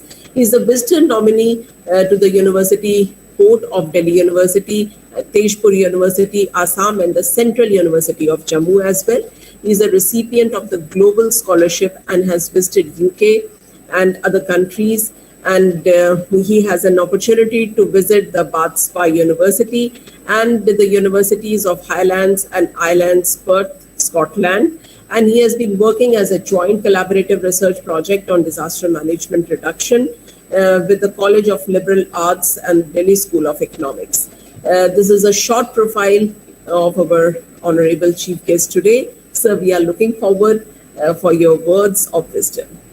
Over to you, sir. बहुत बहुत धन्यवाद। आज के इस कार्यक्रम की जो मुख्य सूत्रधार रही है आचार्य शेफाली नागपाल जी, भगत फूल सिंह महिला विश्वविद्यालय की आदरणीय कुलपति आचार्य सुदेश जी, इस आज के कार्यक्रम में उपस्थित मानव संसाधन विकास केंद्र जामिया मिलिया के निदेशक आचार्य अनीसुर रहमान जी, पांडिचेरी के निदेशक आचार्य रामलिंगम जी, बड़ौदा से हमारे साथ जुड़ी हुई संकाय की अधिष्ठाता आध्या जी, और महेश जी, और सभी जो गुरुजन आज के इस शिक्षक पर्व के अवसर पर जुड़े हुए हैं, मैं उन सभी को अपनी तरफ से और शिक्षक जगत में अपना स्थान निर्धारित करने हेतु अपनी हृदय से बधाई देता हूँ और शुभकामनाएं देता हूँ। मैं सोच रहा था, क्योंकि मुझसे पहले सभी वक्ताओं ने बहुत ही अच्छी अंग्रेजी में अपनी बात रखी, तो मैंने बैठे बैठे सोचा कि शायद, क्योंकि जब मैं नाम पढ़ रहा था बहुत सारे लोग, मुझे लग रहा था कि हरियाणा के हैं, पंजाब के हैं, या काफी लोग उत्तर भारत के हैं, तो मुझे एक ख्याल आया कि मैं अपनी बात जो है कम से कम कुछ हिंदी में रखूं, जहां आवश्यक होगा वहां पे, क्योंकि मुझे ऐसे लगता है कि वो शायद बात ज्यादा अच्छे से मैं अपनी शायद उन तक पहुंचा पाऊंगा। और सर्वप्रथम तो ये जो शिक्षक पर्व है, मैं इस विषय पे जब सोच रहा था, आमतौर पे हम पिछले लगभग 60 वर्षों से, क्योंकि 1962 से लेकर 2022 तक 60 वर्षों से हम शिक्षक दिवस 5 सितंबर को मनाते आ रहे हैं। लेकिन ये एक अच्छी एक पहल है कि ये शिक्षक पर्व जो है ये कम से कम 5 दिन का, 5 से 9 तक जो है, हमारी जो विश्वविद्यालय अनुदान आयोग या जो हमारी जो शिक्षा मंत्रालय के द्वारा जो पहल की गई है, उससे हम ये कह सकते हैं कि जो scope of this teachers day it has grown, क्योंकि शिक्षक पर्व जो है 5 दिन का हो गया। और जब हम इस विषय पे बात कर रहे थे, और मैडम को मैं इसलिए रोक भी रहा था कि मुझे बड़ा असहज लगता है जब ये बहुत सारी चीजें मेरे बारे में या किसी और व्यक्ति के बारे में कुछ ज्यादा बोला जाता है। मुझे बहुत अच्छा नहीं लगता है। ठीक है, नाम पहचान लिया, उतना शायद काफी रहता है, क्योंकि जो शिक्षक जुड़े हुए हैं, शायद मुझे ऐसे लगता है कि वो बहुत सारी चीजें जो बताई गई उनको शायद इरेलेवेंट भी लगे। और इस दृष्टि से भी कि क्योंकि मैं हमेशा ही बाय नेचर, और मेरा जो फर्स्ट जो प्रेम है वो हमेशा जो है टीचिंग रहा है, मेरा प्रोफेशन रहा है। और ये सारी चीजें जो बीच में हर किसी को, चाहे मैडम शेफाली निदेशक है या मैं भी निदेशक रहा, कई इसमें विभागाध्यक्ष रहा, और अभी पिछले लगभग 100 दिनों से कुलपति हूँ, मुझे ये सब आवरण लगते हैं। और मैं ये सोच रहा था कि जब भी मैं इस तरह के कार्यक्रम में आता हूँ तो मुझे बिल्कुल, मैं विद्यार्थी की तरह बैठता हूँ जितना समय हो। मुझे एक कवि ने पहले कहा था, उसने तो नेता के बारे में कहा था, लेकिन मैं वो कहता हूँ कि एक कुलपति कहीं खो गया है, गौर से देखो कहीं वो शिक्षक तो नहीं हो गया है। भगत फूल सिंह महिला विश्वविद्यालय के वेबिनार में गया था, देखो विद्यार्थी हो गया है। मुझे ऐसे लगता है कि भाई मैं सुनता रहूं। और ये सारी चीजें जो है, क्योंकि चुनौतियां और ये तो सब हमारे साथ है ही, लेकिन जो हमारी राष्ट्रीय शिक्षा नीति आई है, मैं एक आग्रह करता हूं सभी शिक्षकों से, क्योंकि हमारी जो जुबान है वो कई बार ऐसे नप जाती है कि बहुत जगह पे मैंने देखा है कि चाहे उसमें प्रेम ही है, हम माँ को तू करके बोलते हैं और बाद में वो खराब भी लगता है, हम शिक्षक भी बन जाते हैं, कुछ भी है, तो वो आवाज फिर बदलती नहीं है। तो मेरा एक आग्रह है, कई बार हम एनईपी के नाम पे उसको न्यू एजुकेशन पॉलिसी बोलते हैं, कृपया ये पक्का बांध ले कि उसको हमने नेशनल एजुकेशन पॉलिसी ही बोलना है। क्योंकि जब हम न्यू एजुकेशन पॉलिसी बोलते हैं, आदत पड़ जाएगी, शायद कुछ वर्षों में हम लोग तो रिटायर हो जाएंगे, लेकिन कुछ लोग जो यंग लोग हैं वो अगले 20-25 सालों तक भी वो उसको जो है न्यू एजुकेशन पॉलिसी बोलते रहेंगे, तो वो सही नहीं रहेगा। और न्यू से क्या होता है, एक भावना हमेशा ऐसी रहती है कि कभी ओल्ड की ओर चले गए, कभी फिर आएगी, लेकिन जब हम उसके साथ अपने राष्ट्र को जोड़ते हैं तो उसका बोध अलग हो जाता है। ये केवल नाम का नहीं है, इस पे डिबेट हो सकती है। कल राजपथ का नाम कर्तव्य पथ हो गया, कुछ लोग उसमें अपनी बात रख सकते हैं, लेकिन जहां तक ये शिक्षा नीति की बात है, जब राष्ट्र की बात आती है तो उसको राष्ट्रीय शिक्षा नीति की दृष्टि से देखना चाहिए। और खास तौर पे क्योंकि जो शिक्षक पर्व में एक भूमिका शिक्षकों की क्या रहने वाली है, किस तरह से चीजें, आप लोगों ने भी इसका अध्ययन किया होगा, लेकिन मुझे ऐसे लगता है कि जब भी मैं इस शिक्षा नीति के बारे में थोड़ा सा भी पढ़ता हूं तो मुझे लगता है कि मेरे दिमाग में और अदरवाइज भी एक नया इंटरप्रिटेशन उस चीज का आता है। और जैसा मैंने अभी पहले कहा कि कुछ चीजें इस राष्ट्रीय शिक्षा नीति को समझने के लिए क्योंकि मैं ऐसे मानता हूं जितने लोग आज इस प्लेटफॉर्म पे जुड़े हुए हैं अधिकांश पंजाब हरियाणा के है, और पंजाब हरियाणा के बारे में जब बात आती है तो हमें हरित क्रांति याद आती है, ग्रीन रेवोल्यूशन याद आता है, और as a student of geography मुझे वो ग्रीन रेवोल्यूशन याद आता है। और ग्रीन रेवोल्यूशन में एक चीज बड़ी खास थी कि हम ग्रीन रेवोल्यूशन की बात करते हैं, उसमें जो high yielding variety of seeds थी, जो ऐसे उन्नत प्रकार के बीज थे, उसके लिए कुछ कंडीशन थी कि वो उन्नत प्रकार के बीज तब जाके अपना जौहर दिखाएंगे जब ये चीजें होगी जिसमें कि आपको इरिगेशन चाहिए, जिसमें आपको फर्टिलाइजर चाहिए, जिसमें आपको इंसेक्टिसाइड चाहिए, पेस्टिसाइड चाहिए, तब जाके वो हाई यील्डिंग वैरायटी जो सीड्स है वो अपना फल देंगे।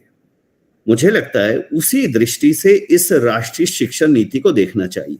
ये उस high yielding variety of seed की तरह है, वो एक बीज है, लेकिन अगर शिक्षक समुदाय और पूरा शिक्षा समुदाय इस बीज को लगाने के लिए उसको पूरी तरह से जो है उसकी जो मैंने अभी और चीजें इसके साथ बताई प्रफुल्लित और प्रफुटित करने के लिए तैयार नहीं होगा, तो राष्ट्रीय शिक्षा नीति जो अपना इसका उद्देश्य है उस पर पूरी नहीं होगी। उस दृष्टि से जो 1966 में कोठारी कमीशन की रिपोर्ट में कहा गया था, वो आज की भी जो राष्ट्रीय शिक्षा नीति आई है उसमें भी वो बात उसी तरह से कुछ और भाषा में कही जा सकी है कि of all the factors that influence the quality of education and its contribution to national development is the quality, competence and character of a teacher. अब इस कोट को समझिए कि किसी भी अन्य चीज के अलावा, किसी भी और इनग्रेडिएंट के अलावा, किसी भी और अन्य तत्व के अलावा अगर राष्ट्र के निर्माण में, राष्ट्र के उत्थान में और जो हमारी शिक्षा की गुणवत्ता है उसमें जो सबसे महत्वपूर्ण भूमिका है वो हम आप सब शिक्षकों की रहने वाली है। और जो खास फोकस जो आप देखेंगे कि आज की डेट में चाहे हम वैसे बोलें, चाहे राष्ट्रीय शिक्षा नीति भी अभी आपको पढ़ने में आएगा, उसमें एक बात की गई है कि build the global human for future, build the global human for future. राष्ट्रीय शिक्षा नीति में जो हमने केवल अपने देश भारत के लिए जो है हमने नागरिक तैयार नहीं करने हैं, बिकॉज हम भारत को बहुत पहले से विश्व गुरु कहते हैं और विश्व गुरु था भी शिक्षा जगत में, और भविष्य में भी अगर हमको विश्व गुरु बनना है तो उसके लिए जो हमारी राष्ट्रीय शिक्षा नीति है उसका एक उद्देश्य ये भी है कि हम पूरे संसार के लिए एक उत्तम प्रकार के नागरिक, उत्तम प्रकार के मानव तैयार करें। ऐसी धारणा इस शिक्षा नीति की जो कि शिक्षकों के माध्यम से सामने आएगी, और खास तौर पे जो हम लोग शिक्षा देने वाले हैं उसमें आप कह सकते हैं कि हम लोग रेसिपिएंट ना बने रहे कि जो आएगा ग्रहण कर लेंगे। एजुकेटर जो है they must be proactive for various things, कि जो भी नई चीज आएगी, जिस तरह से एक हमारी धारणा रहती है, कई बार कुछ लोग जो पुराने विचार को ही संजो के रखते हैं तो वो बोलते हैं कि जी पहले बड़ा अच्छा था, अंग्रेजों के टाइम की शिक्षा अच्छी थी, ये हम लोग क्रिटिसाइज करते रहेंगे। दूसरे जो होंगे वर्तमान समय में चिप वाले, वो बोलेंगे वो क्या बेकार का वो था, आजकल तो टेक्नोलॉजी है। लेकिन हम लोगों को एक चीज सोचना चाहिए कि जो राष्ट्रीय शिक्षा नीति में इसमें पूरा जिसको हम कह सकते हैं from Veda to latest technology, जिसमें हम कह सकते हैं कि जो पहले वाली बात थी, जो बात कर रहे थे कि सब कुछ अच्छा था, उसमें ध्यान रखना चाहिए कि all that is old is not gold and all that mod is not bad and we really need to bring these two things together। और अभी तो आजकल एक नया शब्द जो पिछले 2 सालों से हम अब ज्यादा सुनने लगे है, ब्लेंडेड लर्निंग। और ऐसे सभी शिक्षक जो आज के इस प्लेटफॉर्म में जुड़े हैं और 2035 के बाद कहीं रिटायर होंगे, मुझे लगता है उन लोगों को तो और ज्यादा सचेत होना चाहिए। वैसे तो ये ब्लेंडेड लर्निंग शुरू हो ही गया और विश्वविद्यालय अनुदान आयोग ने ये कहा है कि 40% तक जो हमारे पाठ्यक्रम क्रेडिट्स है वो ऑनलाइन अर्न किए जा सकते हैं। 60% मिनिमम जो है वो फेस टू फेस के लिए होना चाहिए, लेकिन ये 40 वाली संख्या तो बदल सकती है, लेकिन कुछ ना कुछ जो है दोनों माध्यम से हमारे को ब्लेंड तो करना ही है, उसमें कोई चॉइस अब ज्यादा नहीं है। तो इस दृष्टि से हर शिक्षक को उस चीज के लिए तैयार करना, क्योंकि बहुत बार आपने देखा होगा कोई आपके महाविद्यालय में, विश्वविद्यालय में कुछ लोग ऐसे हैं वो अपना ईमेल भी नहीं देखते हैं, वो बोलते हैं जी अब हम तो 60 साल के होने वाले, क्या करना है जी ये, हम तो पुराने। लेकिन आज की डेट में आप जानते हैं कि केवल आपको ईमेल इसलिए नहीं कि चिट्ठी है, बहुत सारी चीजें उसी के माध्यम से होती है। पिछले 1.5 साल के 2 साल के दौरान जो पूरा कोविड के पीरियड में आपने देखा, जो जब पूरा बंद रहा, तो ये सारा जो ई है, ई बहुत इंपॉर्टेंट हो गया था। और इस दृष्टि से जो ये सारे जो नए मेथड्स है, नई चीजें हैं, उसको हमको आत्मसात करना है। और उसमें हम अभी तक जो शिक्षक जो है एक भूमिका निभाते थे, उसके अलावा कुछ कुछ चीजों में क्या बदलाव आएगा अगले उसमें। और वैसे भी कहते हैं कि अच्छा शिक्षक या अच्छा कोई भी जो बिजनेसमैन है वो वही होता है जो भविष्य को पहले से समझ सकता है और उसके हिसाब से एक्ट करता है। अदरवाइज अगर हम भविष्य की आवश्यकताओं के हिसाब से अपने को नहीं ढालते हैं, नहीं बदलते हैं, तो हमारे को जो है इतिहास स्वयं मिटा देता है।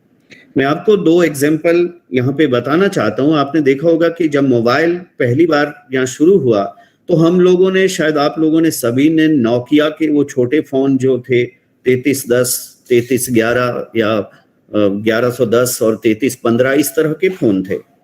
लेकिन जब उसमें नई नई चीजें आई, आपका इंटरनेट बीच में आ गया, बहुत सारी चीजें आई, तो क्या हुआ, एंड्रॉयड और iOS जो है वो प्लेटफॉर्म तो शुरू हो गए।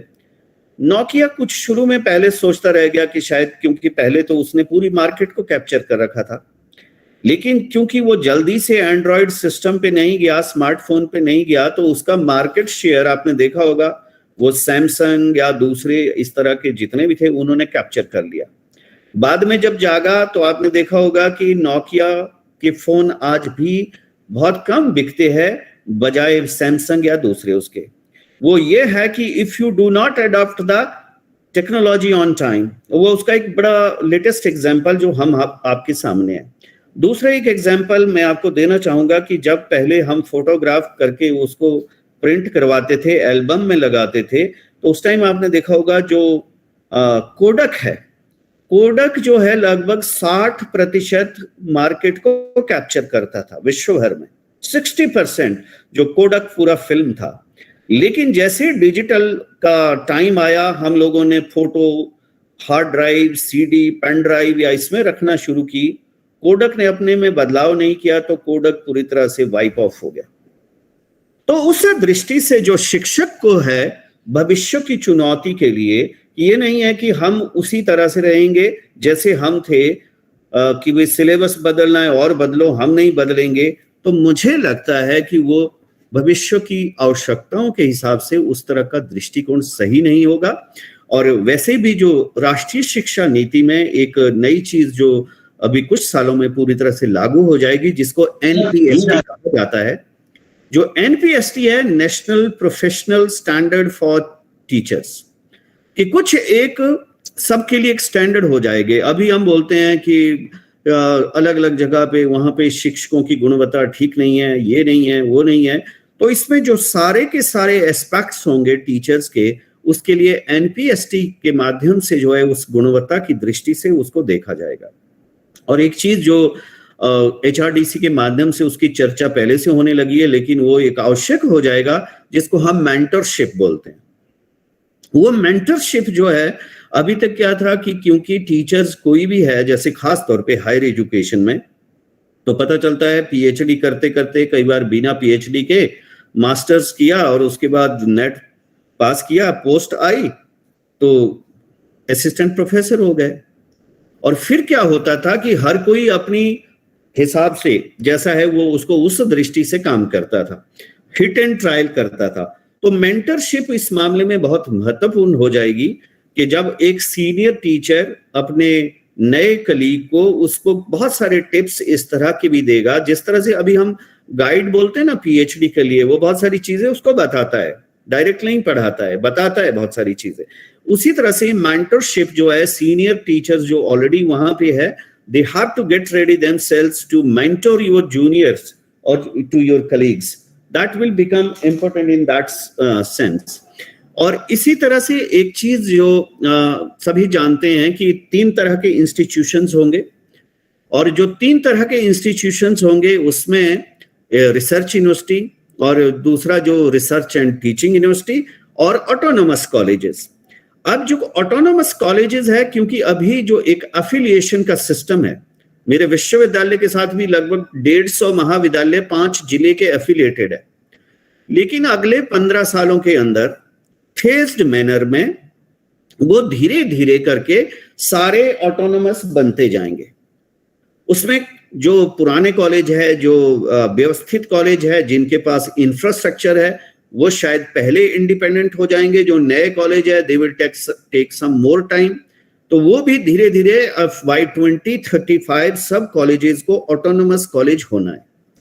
अब जब ऑटोनोमस कॉलेज हो जाएंगे तो वो उनको सब कुछ चीजें जो अभी तक मैंने देखा, एक टीचर्स के अंदर एक भावना ये है कि अगर हम अपने विद्यार्थियों के पेपर यहीं पर देखेंगे तो सीक्रेसी नहीं रहेगी, प्रेशर रहेगा। एक बड़ी कॉमन धारणा है, मैंने देखी है। मुझे लगता है कि उस धारणा से बाहर आना पड़ेगा और शिक्षकों को अपने को तैयार करना पड़ेगा कि they will prepare their question paper, they will take their students examination, they will evaluate the scripts, and they will prepare the result and doing everything. We have to be ready for that. This is going to happen. सब लोग, सब महाविद्यालय अपनी degree देंगे। और एक जो इसमें बात की गई है ग्रेडेड ऑटोनॉमी की। अब ग्रेडेड ऑटोनॉमी का एक जो कॉन्सेप्ट आप देखेंगे, उसमें आप कह सकते हैं कि कभी कभी जैसे हम रखते हैं ना कि अगर आपके 75% है, आप तभी जाके इस कोर्स के लिए एलिजिबल है। अगर आपके 60% से 75 के बीच है तो आपको ये कोर्स मिल सकता है, लेकिन 75 से ऊपर जिसकी वो है वो नहीं मिल सकता है। कोई दूसरा होगा वो 50 से 60% पे मिल सकता है। वैसे ही जो इंस्टीट्यूशंस होंगे, जो हमारा स्कोर होगा, उसके हिसाब से हम क्या कोर्स किस तरह के है वो निर्धारित किया जाएगा फ्यूचर में। जैसे अभी भी आप देखते हैं कि जो नैक की ग्रेडिंग है, मैं अपने विश्वविद्यालय हिमाचल प्रदेश जहां से मैं मूलतः आता हूं, उसका मैं देखता हूं कि उसमें एक अब कंडीशन लगाई है यूजीसी ने कि अगर आपने कॉरेस्पॉन्डेंस कोर्सेज चलाने हैं तो आपका 3.26 से जो स्कोर है वो आपका ऊपर होना चाहिए। वो अभी भी है उस तरह की, और थोड़ा सा भी फर्क हो जाए वो नहीं मिलता। इसलिए अभी तक भी जो है हमारे वो साइंस कोर्सेज जो है वो जो पहले चलते थे हमारे कॉरेस्पॉन्डेंस के थ्रू मैथ्स चलता था, वो सारे बंद हो गए, क्योंकि हम उस केवल पॉइंट फ्रैक्शन का, हमारे को हालांकि ए ग्रेड मिला था पिछली बार, लेकिन हमारा स्कोर आया 3.23, लेकिन चाहिए 3.26 से ऊपर का था। जरा सा फर्क है, लेकिन उसमें दिक्कत आ गई। तो इस दृष्टि से ये जो ग्रेडेड इकोनॉमी है, हर शिक्षक को उस तरह से भी तैयार करना चाहिए। और एक अच्छी चीज ये होगी जो अक्सर मैंने देखा, हरियाणा में हालांकि कम है, हरियाणा में बहुत ट्रांसफर का डर नहीं रहता है, उस तरह से एक सिस्टम बन गया है वहां। लेकिन हिमाचल में क्या होता है कि लोग ये सोचते हैं कि 2.5 साल हो गया, इससे पहले को उठा ले तो खुद ही जाके अरेंज कर दे, तो पूरा फोकस उसमें रहता है। तो फ्यूचर में राष्ट्रीय शिक्षा नीति के तहत एक जो बात की गई है जिसको एनकल्चरेशन, क्योंकि हर महाविद्यालय के, चाहे वो गवर्नमेंट कॉलेज है चाहे कुछ दूसरा है, उसके कुछ ऑब्जेक्टिव्स होते हैं, उसका एक विजन होता है। और जब कोई शिक्षक 2 साल के लिए वहां आएगा और कुछ मामलों में तो केवल 6 महीने के लिए वो स्टे तोड़ने के लिए आता है, उस दृष्टि से वो कभी भी उसमें जुड़ नहीं पाएगा।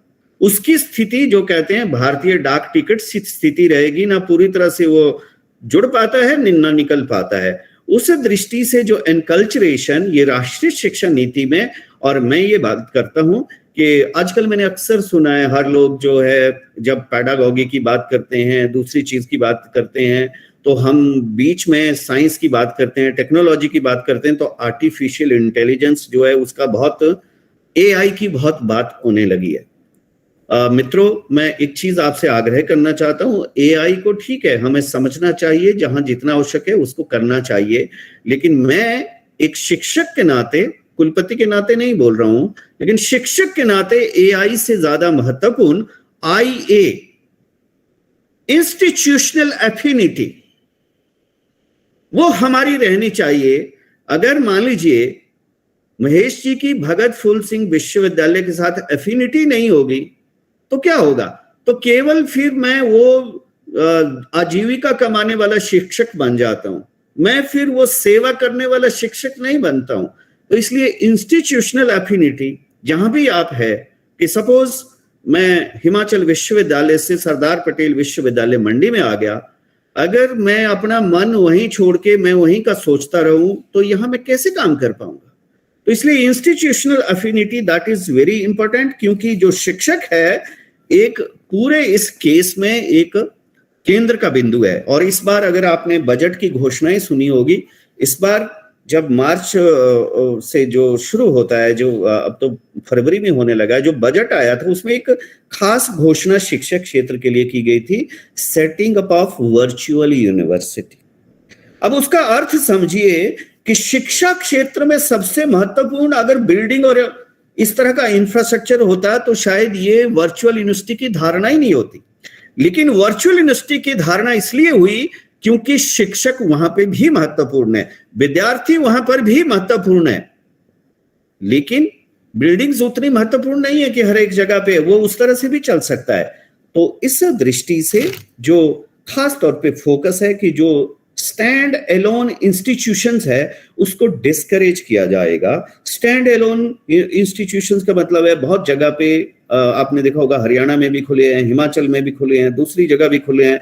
और एक विश्वविद्यालय का तो मुझे पिछले महीने चार्ज भी रहा मेरे पास, मेडिकल यूनिवर्सिटी।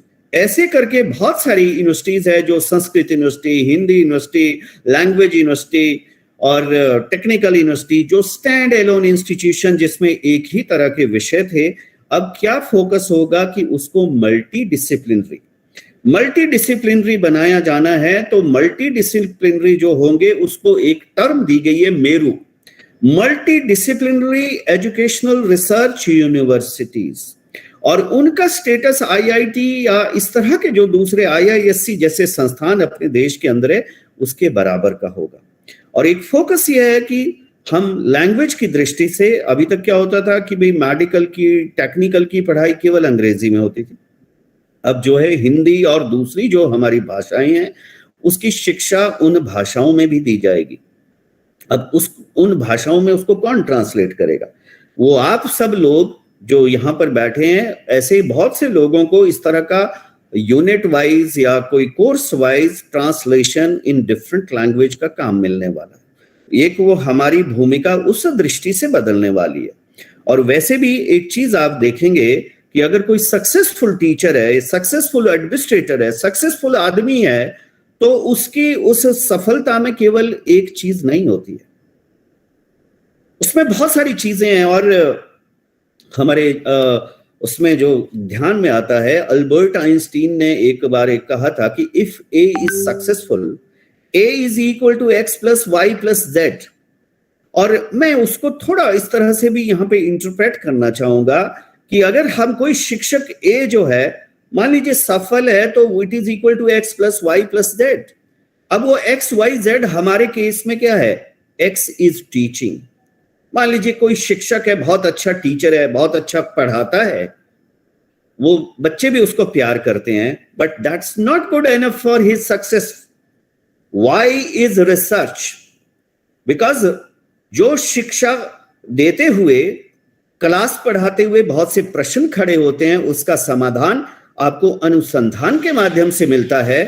तो इसलिए x plus y अनुसंधान आवश्यक हो जाता है। एंड z is कि भाई केवल आप अच्छे लेक्चर देते हैं, आपने बहुत अच्छा रिसर्च भी कर दिया, उससे भी बात नहीं बनती है। आपने देखा होगा नैक के केस में, आपने देखा होगा दूसरे केस में, एक जो आप उसको एक्सटेंशन बोल दो या linkages with other institutions and other people, that is Z। कि आप भगत फूल सिंह में बहुत अच्छा काम कर रहे हैं, मैडम ने आज जेड का किया कि एक बंदा जो है पांडिचेरी से पकड़ लिया, एक गुजरात से, एक दिल्ली से, इस तरह से, this is Z. So therefore you grow as a teacher, as an institution, when you bring this X plus Y plus Z, which will be a peculiar requirement for the future. और इस दृष्टि से भी जो हम कहते हैं कि एक और चीज जो आपने देखा होगा जब हम भविष्य की जो चेंजिंग रोल की बात कर रहे हैं, मैं आपको एक बड़ा क्रूड एग्जांपल और देना चाहता हूं. अभी हम सब ने हमारे जो पोस्ट ऑफिसेस देखे हैं उसकी भूमिका कैसे बदल गई है पिछले कुछ सालों में. अगर आप उसको देखें, पहले उसका काम क्या होता था, टेलीग्राम भेजते थे जो बंद हो गया, फिर चिट्ठियां भेजते थे. हम में से कितने लोग अब चिट्ठी भेजते हैं, केवल सरकारी चीजें आती है. थीसिस अभी डाक से आते थे, वो भी ऑनलाइन आने लगे हैं. तो उसका रोल बदल गया, वो उस तरह का काम नहीं रहा. तो क्या हुआ, बहुत सारी बैंकिंग की जो सुविधाएं होती थी वो पोस्ट ऑफिस को दे दी. आपने देखा होगा वहां पे ना केवल आरडी बल्कि वहां पे सेविंग बैंक भी है, उनका एटीएम भी आ गया, उनका एफडी भी होता है. और अब कई जगह पे ये हो गया कि जो अभी हमारे ऑनलाइन जो हम सामान भेजते करते हैं वो भी उनको उस तरह का काम भी दे दिया. बीच बीच में जो है कुछ चीजें उनको उस तरह की बेचने के लिए भी दी जाती है. उनका रोल बदल गया. पोस्ट ऑफिस है क्योंकि एक इंफ्रास्ट्रक्चर बना हुआ था, उसी तरह से हम लोगों का एक रोल और बदलने वाला. अभी तक हम क्या करते थे कि पढ़ाया, उसके बाद जो है वो बच्चे उसके बाद नोट्स बनाए, पढ़े. अब एक टर्म जो आपने आई है जिसको फ्लिप्ड क्लासरूम कहा जाने लगा है, वो अभी बड़ा अनकॉमन है, but this is going to be very common. Flipped classroom से जैसे मान लीजिए ये आज का लेक्चर है, रिकॉर्ड हो रहा है, you give them this lecture और maybe something is available on YouTube और maybe elsewhere on some other platform. The students are asked to read or listen or whatever that type thing. और फिर class में क्या होगा, class में हम lecture नहीं देंगे, क्लास में हम उस पर डिस्कशन करेंगे. क्योंकि राष्ट्रीय शिक्षा नीति में एक खास चीज जो जिस पे फोकस किया गया है कि हमने we are not supposed to teach the students what to think, rather we have to tell them how to think. हमारा फोकस जो है हाउ पे रहना चाहिए, क्या सोचना है, leave it to him and her, but how to think, किस तरह से सोचना है. मैं कई बार बड़ा लाइटर वे में बोलता था अपने विद्यार्थियों को कि कभी कभी मेरे दिल में ख्याल आता है, फिर सोचता हूं कि जब दिमाग दिया है तो ख्याल दिल में क्यों आता है. तो इसलिए we have to be creative, we have to give them space, that let them be creative, let them come forward for the discussion. इसलिए ये क्रिएटिव थिंकिंग वो फ्लिप्ड क्लासरूम या इस तरह के माध्यम से. और एक और चीज जो होगी कि हम जो बात करते हैं कि we have to realise the full potential. Full potential के लिए अभी तक हम कहते हैं अपने देश के अंदर we had political leader, we have spiritual religious leaders, we have social leaders, but we have never realised that the best leadership is provided by the teachers. Because it is the teacher who make the religious, political, social and all other leaders. And therefore, as a teacher, we not only required to teach our students, but also required to be entrepreneurial leadership. क्योंकि हमने अभी तक जो हमारा focus है कि हम कभी नहीं सोचते कि बीए करके क्या करेगा, एमए करके क्या करेगा. जब एंटरप्रेन्योरशिप होगी, जो skill part become national education policy में एक अच्छी चीज जो है कि अभी तक एक जो बॉर्डर्स थे ना बीच में, आर्ट के बीच में, साइंस के बीच में, कॉमर्स के बीच में बड़ी बाउंड्रीज थी.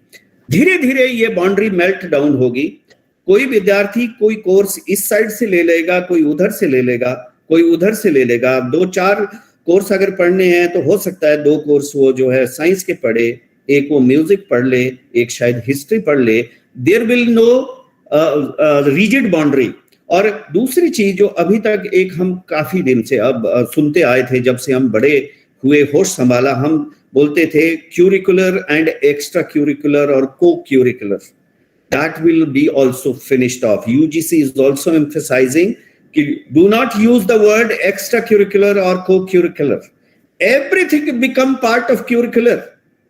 Your teaching, your sports, your cultural activity, your NCC, NSS, everything is part of curricular.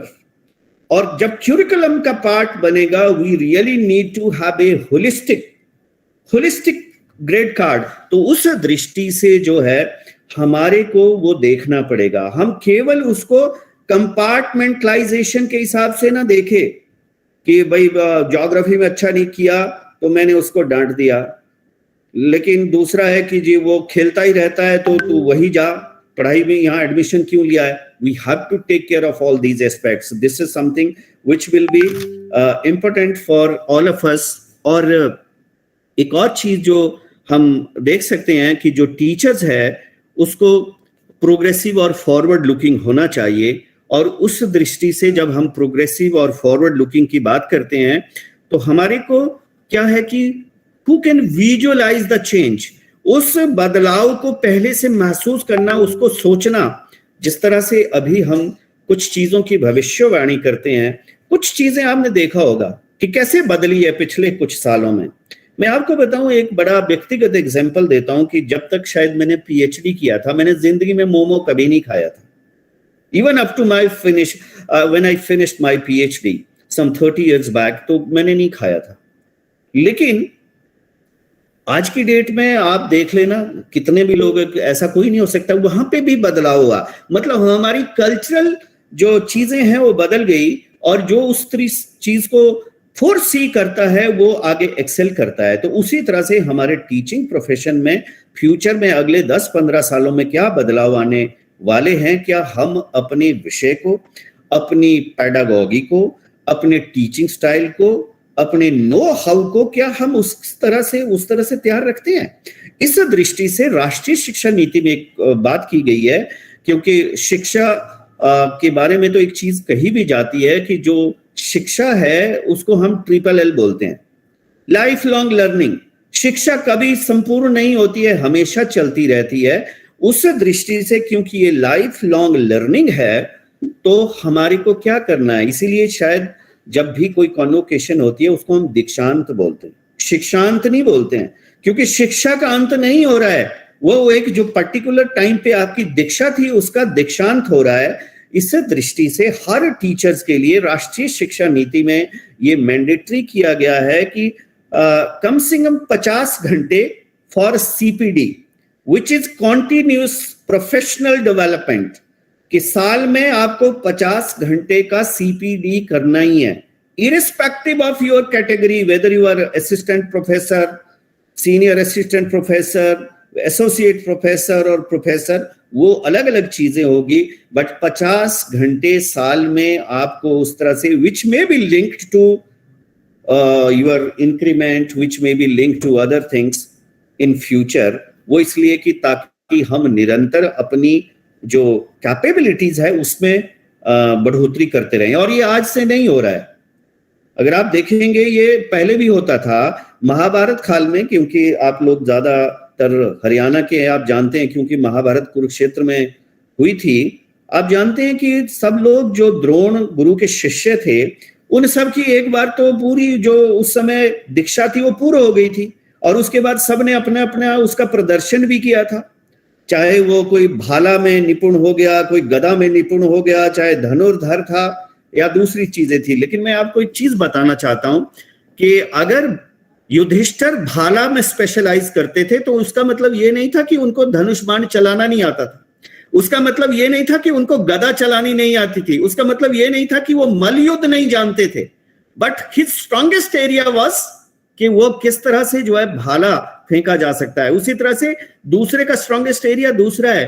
तो उस शिक्षा दृष्टि से कि हम केवल लॉपसाइडेड डेवलपमेंट ना करें विद्यार्थियों की, वो अन्य चीजों को भी सीखें उस दृष्टि से, और वो निरंतर सीखते रहे. अब मैं फिर से महाभारत का एक चीज बता रहा हूं कि जब वो सब कुछ सीखने के बाद भी, लेकिन जब महाभारत का युद्ध होने वाला था, उसके पहले जब ये निश्चित हो गया अब युद्ध होगा, तो उन्होंने क्या किया, सब लोग अपने रिफ्रेशर कोर्स के लिए चले गए कि इतने जो अभी की दीक्षा है उससे बात नहीं बनेगी. अर्जुन अपने रिफ्रेशर कोर्स करने चले गए कि मुझे पशुपति अस्त्र चाहिए, so that he could defeat them. Likewise, all of these warriors, they went for upskilling. जो उनकी एक थी उसको किस तरह से अपस्किलिंग की जाए, उस दृष्टि से फ्यूचर में शिक्षकों को अपनी अपस्किलिंग को लगातार करते रहना वो बहुत महत्वपूर्ण हो जाएगा। और इस दृष्टि से, क्योंकि हमारे यहाँ पे आज हम शायद बहुत गर्व से कहते हैं कि we have largest pool of youth, लेकिन at the same time we have the largest pool of unemployment.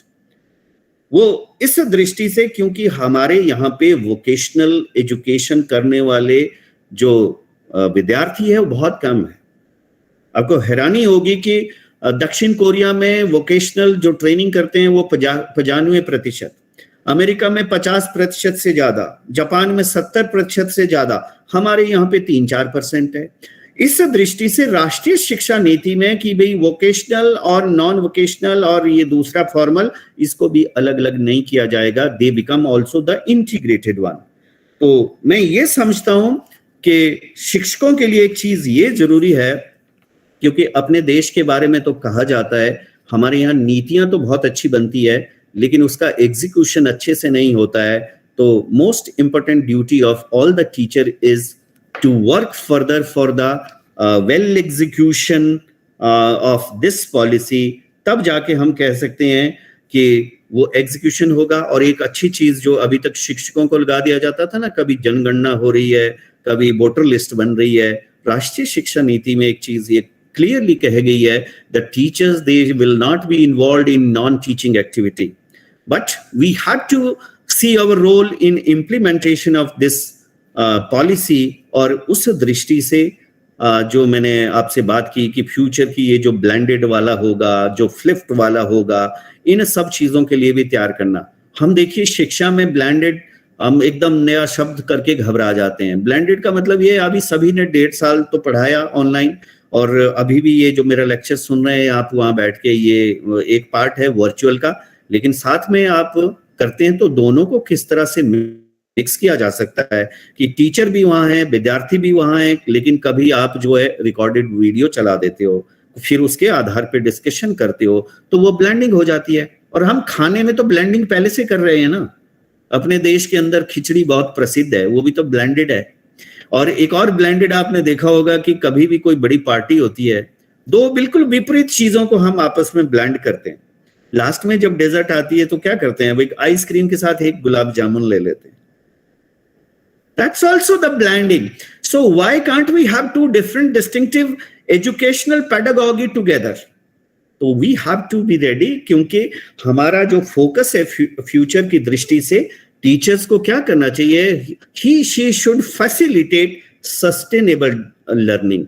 और ये जो sustainable learning होगी, उसमें क्या है कि जो मैंने आपको बताया, वो सस्टेनेबल लर्निंग तब होगी जब हम एकेडमिक के साथ साथ एंटरप्रेन्योरियल जो एजुकेशन है, लीडरशिप है, उसको भी स्कूल, कॉलेज और यूनिवर्सिटी में साथ में देंगे, तब जाके। और दूसरी चीजें ये कि जो डिफरेंट तरह की जो कलाएं हैं उसको साथ में लाएंगे, क्योंकि अपने महापुरुषों के हिसाब से हम देखते हैं कि श्री कृष्ण 64 कला परिपूर्ण थे, तो और ऐसे कई थे, लेकिन आज के हम जो है केवल 1 कला 2 कला जानते हैं। If we know more skills that will be more important. और आजकल एक और टर्म आपने देखा होगा कि मल्टीटास्क वर्कर, ऐसी जो है डिमांड आने लगी है, जो ज्यादा काम जानता है उसकी ज्यादा महत्व होता है। और इस दृष्टि से कि if you are a leader, if you are a teacher who is equally good in handling the latest technology, certainly उसका ज्यादा महत्व होता है। And if you know more than 1 language, उसका ज्यादा आदर, ज्यादा महत्व होता है। तो इसलिए keep upskilling yourself and do the best for your country. और इस शिक्षक पर्व के इस मौके पे मैं आप सबको पुनः बहुत बहुत धन्यवाद देता हूं कि सब लोग जितने प्रारंभ में थे कम से कम उतने लास्ट तक जुड़े रहे। और मैं अपनी तरफ से मैडम शेफाली को और मानव संसाधन विकास केंद्र जो भगत फूल सिंह महिला विश्वविद्यालय है, वहाँ के संपूर्ण स्टाफ को और वहाँ की जो कुलपति है उनको मैं अपने व्यक्तिगत रूप से धन्यवाद प्रेषित करता हूँ। धन्यवाद। जय हिंद। नमस्ते। बहुत बहुत धन्यवाद सर। इंडीड जो आज जिस तरह का आपने विचार हम सब लोगों के आगे रखे हैं, इस कार्यक्रम को सार्थक जिस तरह से आपने किया है, इस पे मुझे एक कोट याद आ रहा था। अलेक्जेंडर ने कहा था कि I am indebted to my father for living, but to my teacher for living well.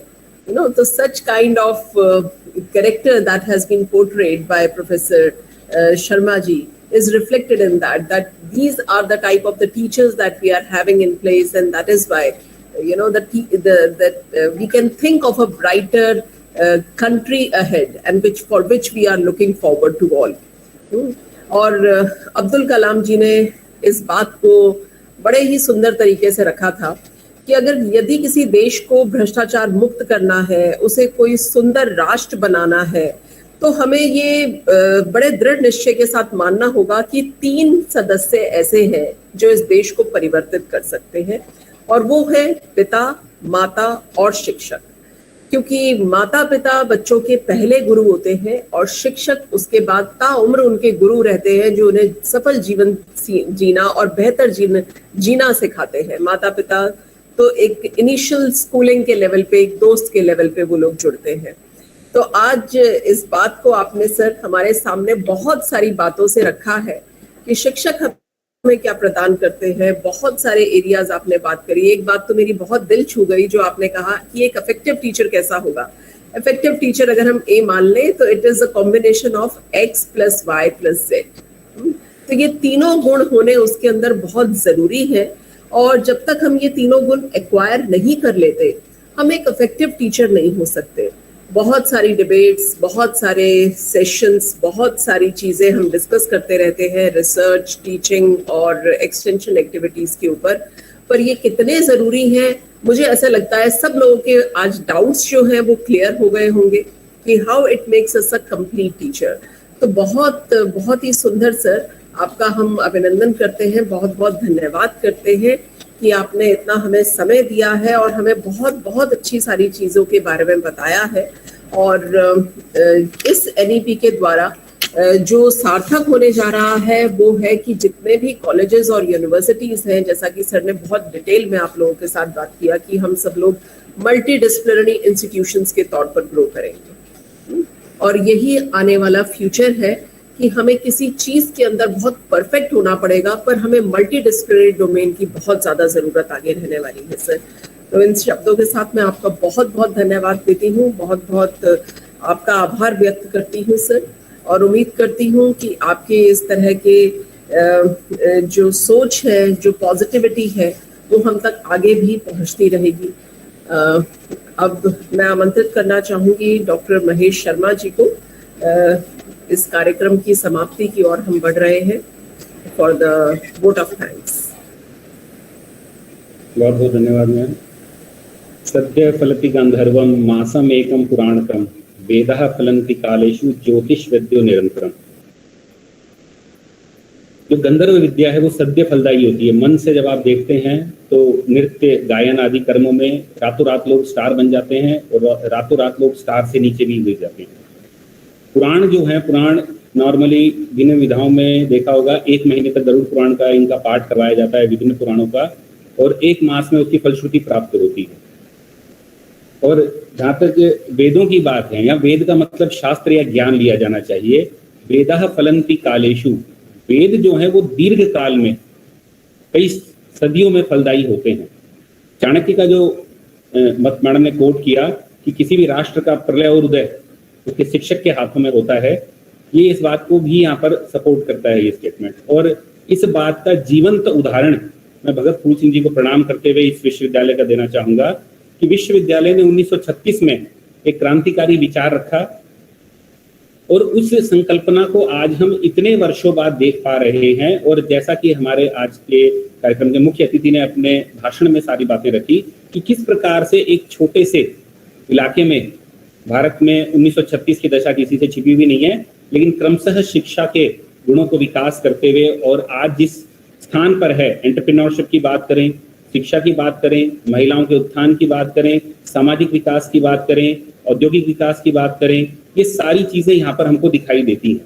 तो एक उदाहरण है यहाँ पर कि राष्ट्रीय शिक्षा नीति जो 2020 की बात की जा रही है, उसके अनंतर ऐसे उदाहरण हैं एक छोटा सा उदाहरण मैं यहाँ पर और कोट करना चाहूंगा। अभी थोड़े दिन पहले मोबाइल पर एक मूवी आई थी, ये रॉकेट बॉयज मूवीज के अंदर होमी बाबा का नाम आता है और एक छोटा सा एक डायलॉग आता है, वहां पर एटॉमिक एनर्जी की बात चल रही होती है। लोग कहते हैं कि एटॉमिक एनर्जी से किस प्रकार के रेडिएशंस होंगे, आप कहाँ बात कर रहे हैं। तो उन्होंने बड़ी अच्छी बात की थी, मुझे वो 2 लाइनें जरूर याद रहेगी और जैसा सर बोल रहे थे मैं बीच में साझा करूंगा उसको, कि उन्होंने कहा कि भविष्य में जिस प्रकार से जनसंख्या बढ़ रही है और आपके आहार में परिवर्तन आ रहा है, आपके रहने में परिवर्तन आ रहा है, भविष्य की जो आवश्यकताएं हैं, ये बिजली के लिए सिर्फ कोयले से काम नहीं चलेगा, atomic energy is the future. और आज हम देख पा रहे हैं जो वेस्टर्न कंट्रीज हैं वो एटॉमिक एनर्जी पे चल रहे हैं और हमारे यहाँ जिन स्थानों में जितने भी ये न्यूक्लियर रिएक्टर्स हैं वहां पर इलेक्ट्रिक एनर्जी क्या स्टेटस है, कोयले का भंडार किस तरीके से खत्म होता जा रहा है। और सर के बारे में भी मैं एक बात यहाँ पर कहना चाहूंगा। सर जब HRDC के डायरेक्टर होते थे, एक प्रोग्राम सर ने किया था, 2 लाइनें सर की जो बात थी मेरे जहन में उतर गई थी। सर ने कहा था कि आपका धर्म कैसा होना चाहिए कि आप अपनी सूचनाओं को ज्ञान में अगर परिवर्तित कर सकें, ऐसा आपकी नियति होनी चाहिए। और वो पंक्तियां मुझे उस दिन से याद है और सर के काफी समय हो गया अंतराल, लेकिन सब अब उसके बाद सर कुलपति बन गए। तो ये जो पंक्तियां थी जिस प्रकार से आपने कहा, ये मेरे जहन में थी और मैं इसी बात को थोड़ा सा समय लूंगा यहाँ पर। 16 लक्षण, चरक संहिता एक आयुर्वेदिक का टेक्स्ट है, बहुत से लोग यहाँ परिचित नहीं है। मैं इस मंच को थोड़ा सा हमारे मुख्य अतिथि की अनुमति से 5 मिनट लेना चाहूंगा सिर्फ यहाँ पर, कि चरक संहिता एक वैसे तो आयुर्वेदिक चिकित्सा का ग्रंथ है, लेकिन विभिन्न प्रकार के दार्शनिक परिवेश वहां पर स्थापित किए गए हैं। उसमें एक शिक्षक को लेकर के थोड़ा सा क्रम है कि हमारी शिक्षण या हमारा व्यवस्था कैसी होनी चाहिए। तो सबसे पहली बात आती है कि स्टूडेंट के पास ये राइट होता है कि आपको कौन सा स्ट्रीम चूज करना है। विविधानि ही शास्त्राणि प्रंति लोके, इनमें से कौन सा आप चयन करोगे, इसका आधार बताया है कि शास्त्र किस प्रकार से समाज में अपना योगदान दे रहा है, क्या उसकी उपयोगिता है, आपको उसको करने के बाद क्या रोजगार प्राप्त होगा, समाज में आपकी दशा किस प्रकार से होगी, आप किस प्रकार के योगदान दे पाएंगे। इसके साथ साथ उस विषय को चयन करने के बाद उस शिक्षक को, उस विधा को पढ़ाने के लिए उस शिक्षक की उपलब्धता है कि नहीं, उसको निर्धारित करने के लिए 16 गुण बताए गए हैं। मैं संक्षेप में लूंगा। पहला लिखा है श्रुते परिवदात्वम, मतलब कि आपकी जो अथॉरिटी है, you should be an authority in your subject. उसके बाद सेकंड है परिदृष्ट कर्मणा, सिर्फ अथॉरिटी ही नहीं हो आप, you should be practically trained in this field also. दक्ष, skilled, different types of skills की जो हम बात कर रहे हैं, मल्टी डिसिप्लिनरी होना चाहिए, अप्रोच होना चाहिए, सिर्फ अपने ही टेक्स्ट तक सीमित नहीं हो, आपको दृष्टा होना पड़ेगा। क्योंकि ज्ञान विज्ञान से अलग है, ज्ञान की सीमाएं नहीं होती हैं। ज्ञान एक सामान्य सी प्रकृति है, आपका जन्म हुआ है, आपकी परवरिश हुई है, आपकी मृत्यु हो जाएगी, ये सामान्य सिद्धांत है। लेकिन इस पूरी यात्रा के बीच में आप किस प्रकार से जीवन यात्रा में विभिन्न विधाओं को ग्रहण करते हैं। आप अगर आर्ट्स पढ़ते हैं, साइंस पढ़ते हैं, कॉमर्स पढ़ते हैं, इंजीनियरिंग पढ़ते हैं, रिसर्च करते हैं, एजुकेशनिस्ट बनते हैं, स्पोर्ट्स मैन हो जाते हैं, ये सब आपकी ट्रेनिंग का पर्पज है। तो यू शुड बी स्किल्ड, आपको दक्ष होना होगा उसके अंदर। उसके बाद होता है लास्ट है दक्षिण, जो चौथा गुण है। दक्षिण का तात्पर्य है शिष्यों के प्रति सरलता और उदारता का भाव होना चाहिए। Your efforts should be student oriented. उसके बाद है सूची, पवित्रता। पवित्रता किसमें होनी चाहिए? आपके शब्दों में, आपकी वाणी में और आपके मन के अंदर। आप मन से भी पवित्र हो, आप अपने कपड़ों से, आपकी वेशभूषा से भी, और आपके शब्द भी कठोर नहीं होने चाहिए। चित्तहस्त, आप जो भी काम करें स्टूडेंट को आप जैसा करेंगे, जैसा आचरण आप करेंगे। आचार्य, जैसे हमारे सर ने कहा कि प्रोफेसर के लिए सिनोनिमस टर्म हिंदी में आचार्य है, और बहुत से लोग शायद इनको आचार्य कह दो तो शायद सुनना पसंद ना करें, लेकिन आचार्य शब्द है, आचार्य का जो तात्पर्य होता है कि आपका आचरण जैसा होगा वो आपके शिष्यों के प्रति उदाहरण होगा। और बहुत सी चीजें हम अपने बच्चों से देखते हैं, हमारे कहने से ज्यादा हमारे करने से सीखते हैं। तो आपके पास जो भी आप पढ़ाएं, जो भी आप लिखाएं, जो भी आपकी ड्यूटीज हों, वो आपके पास ऐसी होनी चाहिए, they should be an example for your students. उपकरणवंतम, you should be enabled with all types of instruments and devices. फिर क्या कहते हैं, प्रतिज्ञ होना चाहिए। प्रतिज्ञा का तात्पर्य यहाँ पर है कि स्टूडेंट्स का डिफरेंशिएशन आपको आना चाहिए। सारे स्टूडेंट्स एक ही जैसे नहीं होते, और आप अगर, जैसा सर ने कहा, we should have to learn them how to think, what to think is their own work. तो सोचना कैसे है, उनके अंदर जो जिज्ञासा का भाव है वो जागृत करना है। तो सभी छात्रों या छात्राओं में समान तरीके से अगर हम सोचने की शक्ति की बात करेंगे तो नहीं हो सकता। तो 3 प्रकार के वर्ग बनाने होंगे आपको, जो प्रवर मतलब इंटेलिजेंट, एक मॉडरेट और एक होते हैं जो फॉलोअर्स। फॉलोअर्स वो होंगे जो आपकी जैसी ट्रेनिंग होगी वैसा उसको अप्लाई करेंगे, जिसको हम प्रोफेशनली डिप्लोमा कोर्सेज की इंजीनियरिंग में जो प्राइमरी लेवल पे स्किल्ड वर्क की बात करते हैं, IITIs की बात करते हैं, उनके अंदर। सेकंड जो वर्ग होता है वो कुछ थोड़ा होता है टेक्नोलॉजी एनेबल्ड होता है, कुछ फॉलोअर होता है थोड़े से एडवांस लेवल, और जो हाईएस्ट लेवल ऑफ टीचिंग है वो होता है रिसर्च इनोवेटिव वर्क के लिए। तो you should have to categorise the students in these groups. उसके बाद प्रतिपत्ति ज्ञान संपन्न, किस चीज की आवश्यकता है भविष्य में, जो परिवर्तन हो रहा है उस परिवर्तन को यहाँ पर आपको पहले ही आभास करना होगा, आपको भविष्य को देखना होगा कि भविष्य में जो आवश्यकताएं हैं। मैं एक छोटा सा यहाँ उदाहरण लूंगा। एक स्टूडेंट का, मेरे सीनियर होते थे स्कूल में, एक आर्ट्स का स्टूडेंट था और उसने क्या पढ़ा, सिर्फ इंग्लिश लैंग्वेज और कंप्यूटर्स भी कहाँ से पढ़ा कि इंजीनियरिंग कॉलेज में, IIT में इंजीनियरिंग कॉलेज में उसका एडमिशन हो नहीं पाया। तो उसने डिफरेंट जो डॉइक सोसाइटी के लेवल्स होते हैं वो किए, और आज की डेट में वो USA में माइक्रोसॉफ्ट में एक अच्छी पोजीशन पे काम कर रहा है। आश्चर्य है ये। फिर हमने कभी उनसे बात हुई तो पूछा, तो वही था कि जिन्होंने भविष्य को देख लिया कि भविष्य किसका है, कंप्यूटर्स का है, और कंप्यूटर के साथ क्या आनी चाहिए, लैंग्वेज, उसने 2 ही चीज की पढ़ाई करी। तो इस प्रकार की दृष्टि हमारे अंदर भी होनी चाहिए। परिष्कृत बहुश्रुत इंटरडिसिप्लिनरी अप्रोच की बात की जा रही है। हमें अन्य विधाओं के साथ भी भेद ना करते हुए, सर ने कहा कि जिस प्रकार से जो डिमार्केशन से मेल्ट हो रहे हैं उस चीज को समझना होगा, और इंटरडिसिप्लिनरी जो कोलैबोरेटिव अप्रोच है उस तरफ हमको जाना होगा। अहंकार रहित होना चाहिए, असूयकम, अपने स्टूडेंट के अंदर या दूसरे शिक्षकों में उनके गुणों में दोष दर्शन ना करे। इसको मिथ्या बुद्धि भी कहा जाता है, लेकिन अभी आपके साथ इतना शब्द मैं साझा करना चाहूंगा।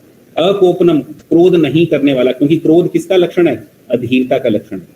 अगर आप में अपने विषय की पूर्णता नहीं है तो जब आपके सामने चुनौतियां आएंगी आप अधीर हो जाएंगे, और जो क्रोध आएगा वो उस अधीरता का ही परिचायक है। तो एक शिक्षक में, एक आचार्य में क्रोध या इस प्रकार का भाव नहीं होना चाहिए। क्लेश को सहन करने वाला, अगर कोई डिफिकल्टीज आए, मुसीबत आए तो उसमें भयभीत नहीं होना चाहिए, अपने रण को छोड़ना नहीं है, उस समय उपस्थित रहना है। और शिष्य वत्सल, स्टूडेंट के प्रति वात्सल्य का भाव होना चाहिए, प्रेम का भाव होना चाहिए। तो ये 16 गुण बताए हैं। तो ये ऐसा लिखा हुआ है यहाँ पर उसके उपमा में कि अगर ये 16 गुण के साथ अगर कोई शिक्षक उपस्थित होता है तो जिस प्रकार से एक जो बंजर भूमि है उसमें भी फसल उग जाती है, तो आपके जो शिष्य हैं उसमें उसी प्रकार के गुण उत्पन्न होंगे। तो ये छोटा सा मेरा मन था यहाँ पर आपके साथ ये थोड़े से विचार साझा करने का। और साथ ही साथ मैं इस कार्यक्रम के आयोजन के लेकर के सभी के लिए जो इस कार्यक्रम के आयोजन में बधाई के पात्र हैं, क्योंकि जो विषय है जो विश्वविद्यालय अनुदान आयोग ने हमको दिया है, या शिक्षक पर्व मनाने की बात की है, शिक्षक की महत्व को लेकर के मैंने पहले भी कई मंचों पर साझा किया है कि राजनीतिक जो सहिष्णुता है उसके कारण से और उनकी अकर्मण्यता का परिचय है कि शिक्षक हमारा इस प्रकार से बहुत ही मजबूर हो गया है और समाज में जो उसका उत्कृष्ट स्थान था वो खोता जा रहा है। लेकिन हम धन्यवाद करते हैं कि वर्तमान जो हमारी सरकार है या जो हमारे संरक्षक हैं तो इस प्रकार का भाव रखते हैं कि शिक्षक को उसका जो स्थान है वह पुनः मिले, ऐसा प्रयास किया जा रहा है। और राष्ट्रीय शिक्षा नीति एक माध्यम है इसके लिए। आज के कार्यक्रम में विशिष्ट अतिथि के रूप में हमारे बीच प्रोफेसर अनीसुर रहमान जी आए हैं, अलीगढ़ जामिया मिया इस्लामिया विश्वविद्यालय से, प्रोफेसर पंच रामालिंगम जी पौंडीचेरी यूनिवर्सिटी से, और प्रोफेसर आध्या सक्सेना जी। आपके विचार सराहनीय रहे। आपने जिन बिंदुओं को छुआ, मैं आशा करता हूं कि हमारे श्रोता उनसे लाभान्वित रहे होंगे। आज के मुख्य अतिथि प्रोफेसर डी शर्मा जी। जैसा मैंने पहले भी साझा किया कि सर का चेहरा देखते जो मुझे बात याद आई वही बात आई कि आपको अपनी सूचनाओं को अपने ज्ञान में परिवर्तित करना है। ऐसा जो भाव अगर आप रखते हैं, आप चलते फिरते भी अपने चारों तरफ रोड पे सेफ्टी मेजर से लेकर के अपनी वेजिटेशन को लेकर के रोड्स के डिसिप्लिन को लेकर के अगर आप उसको स्किल्स में कन्वर्ट करते चले गए। यहाँ पर एक उदाहरण मैं और दे सकता हूँ लेकिन मैं साझा नहीं करूंगा। यहाँ पर जो ब्रह्म शब्द है ये ज्ञान का परिचय, और जितने भी हमारे पुराण है, जितने भी शास्त्र है, उसमें ब्रह्म का जो शब्द आया है, ब्रह्मा, वैसे तो स्वरूप दे दिया है हमने, लेकिन वस्तुतः वो ज्ञान का परिचय है, वो ऑब्जर्वेशन है। आप हर अपने चारों तरफ फैली हुई सूचनाओं को अगर ध्यान से देखते हैं, इफ यू आर ए कीन ऑब्जर्वर, मैं आशा करता हूं और एक्सपेक्ट करता हूं कि आपके नॉलेज में उस ऑब्जर्वेशन के साथ साथ जो नॉलेज की एनहेंसमेंट होगा वो किसी से कंपैरिजन के लायक नहीं रहेगा, वो उससे ऊपर ही रहेगा।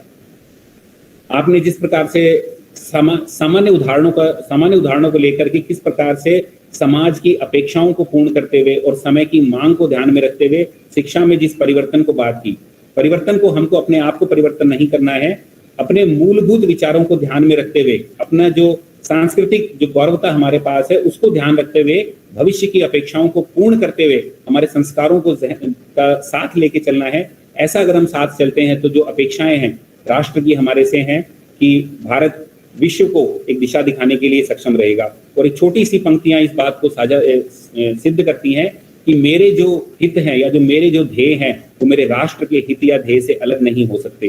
तो ऐसी संकल्पना हम रखते हैं तो मेरा संस्थान, मेरा राज्य, मेरा राष्ट्र और मेरा पूरा विश्व ये विकास को प्राप्त करेगा, वृद्धि को प्राप्त करेगा। हम आभारी हैं इस कार्यक्रम के संरक्षक हमारी कुलपति महोदया का कि जिन्होंने हमारे अनुरोध पर अपने व्यस्तम कार्यक्रम होने के बावजूद भी उनको आगे बढ़ाया, पोस्टपोन किया और इस कार्यक्रम में उपस्थित हुए और हमें आशीर्वचन देकर लाभान्वित किया और आप सभी के साथ अपने विचार साझा किए। बहुत बहुत आभार है, धन्यवाद। हम आभारी है इस कार्यक्रम की संयोजिका डॉक्टर शफाली नागपाल जी। आप निदेशक हैं मानव संसाधन विकास केंद्र भगत फूल सिंह महिला विश्वविद्यालय में और पूरे भारत से, कन्याकुमारी से लेकर के हिमाचल प्रदेश, इधर गुजरात से लेकर के आपने सभी भारत को जोड़ने का प्रयास किया है। और हम पहले के कार्यक्रमों में भी हम देखते आए हैं कि आपका प्रयास रहता है छोटे से संसाधनों में, जैसे समुद्र को छोटे से गागर में भरने का प्रयास किया जाता है, कहावत है। आपके सारे प्रयास ऐसे रहते हैं कि छोटे संसाधनों में, छोटे से छोटे कार्यक्रम में भी मैक्सिमम आउटपुट आ सके, ऐसा आपके प्रयास। और इस कार्यक्रम में भी ऐसा ही हमें देखने को मिल रहा है। बहुत बहुत आभार है, धन्यवाद। में इस कार्यक्रम में जो इसमें टेक्निकल टीम जो हमको टेक्निकल सपोर्ट प्रोवाइड कर रहे हैं, मिसिस पूनम जी, आपका भी बहुत बहुत आभार। और जो भी इसमें जिनका नाम यहाँ नहीं ले पाया हूँ मैं, उनको भी सहृदय आभार है, धन्यवाद कि आपने इस कार्यक्रम को सफल बनाने में सहयोग दिया। तो मुझे मौका देने के लिए इस अवस्था में और थोड़ा जो बोलने के लिए मौका दिया उसके लिए सभी का आभार है, धन्यवाद। नमस्कार। Over to you ma'am. आपका भी बहुत बहुत धन्यवाद Mahesh sir. Thank you sir. Thank you everyone for joining here. बहुत बहुत धन्यवाद sir. Thank you, ma'am. There were some people raising hand, but now I got occupied. I have some visitors, so I don't know. Otherwise, किसी का हो तो please आप उनको बोल दीजिए। कुछ लोगों ने हाथ खड़े किए थे तो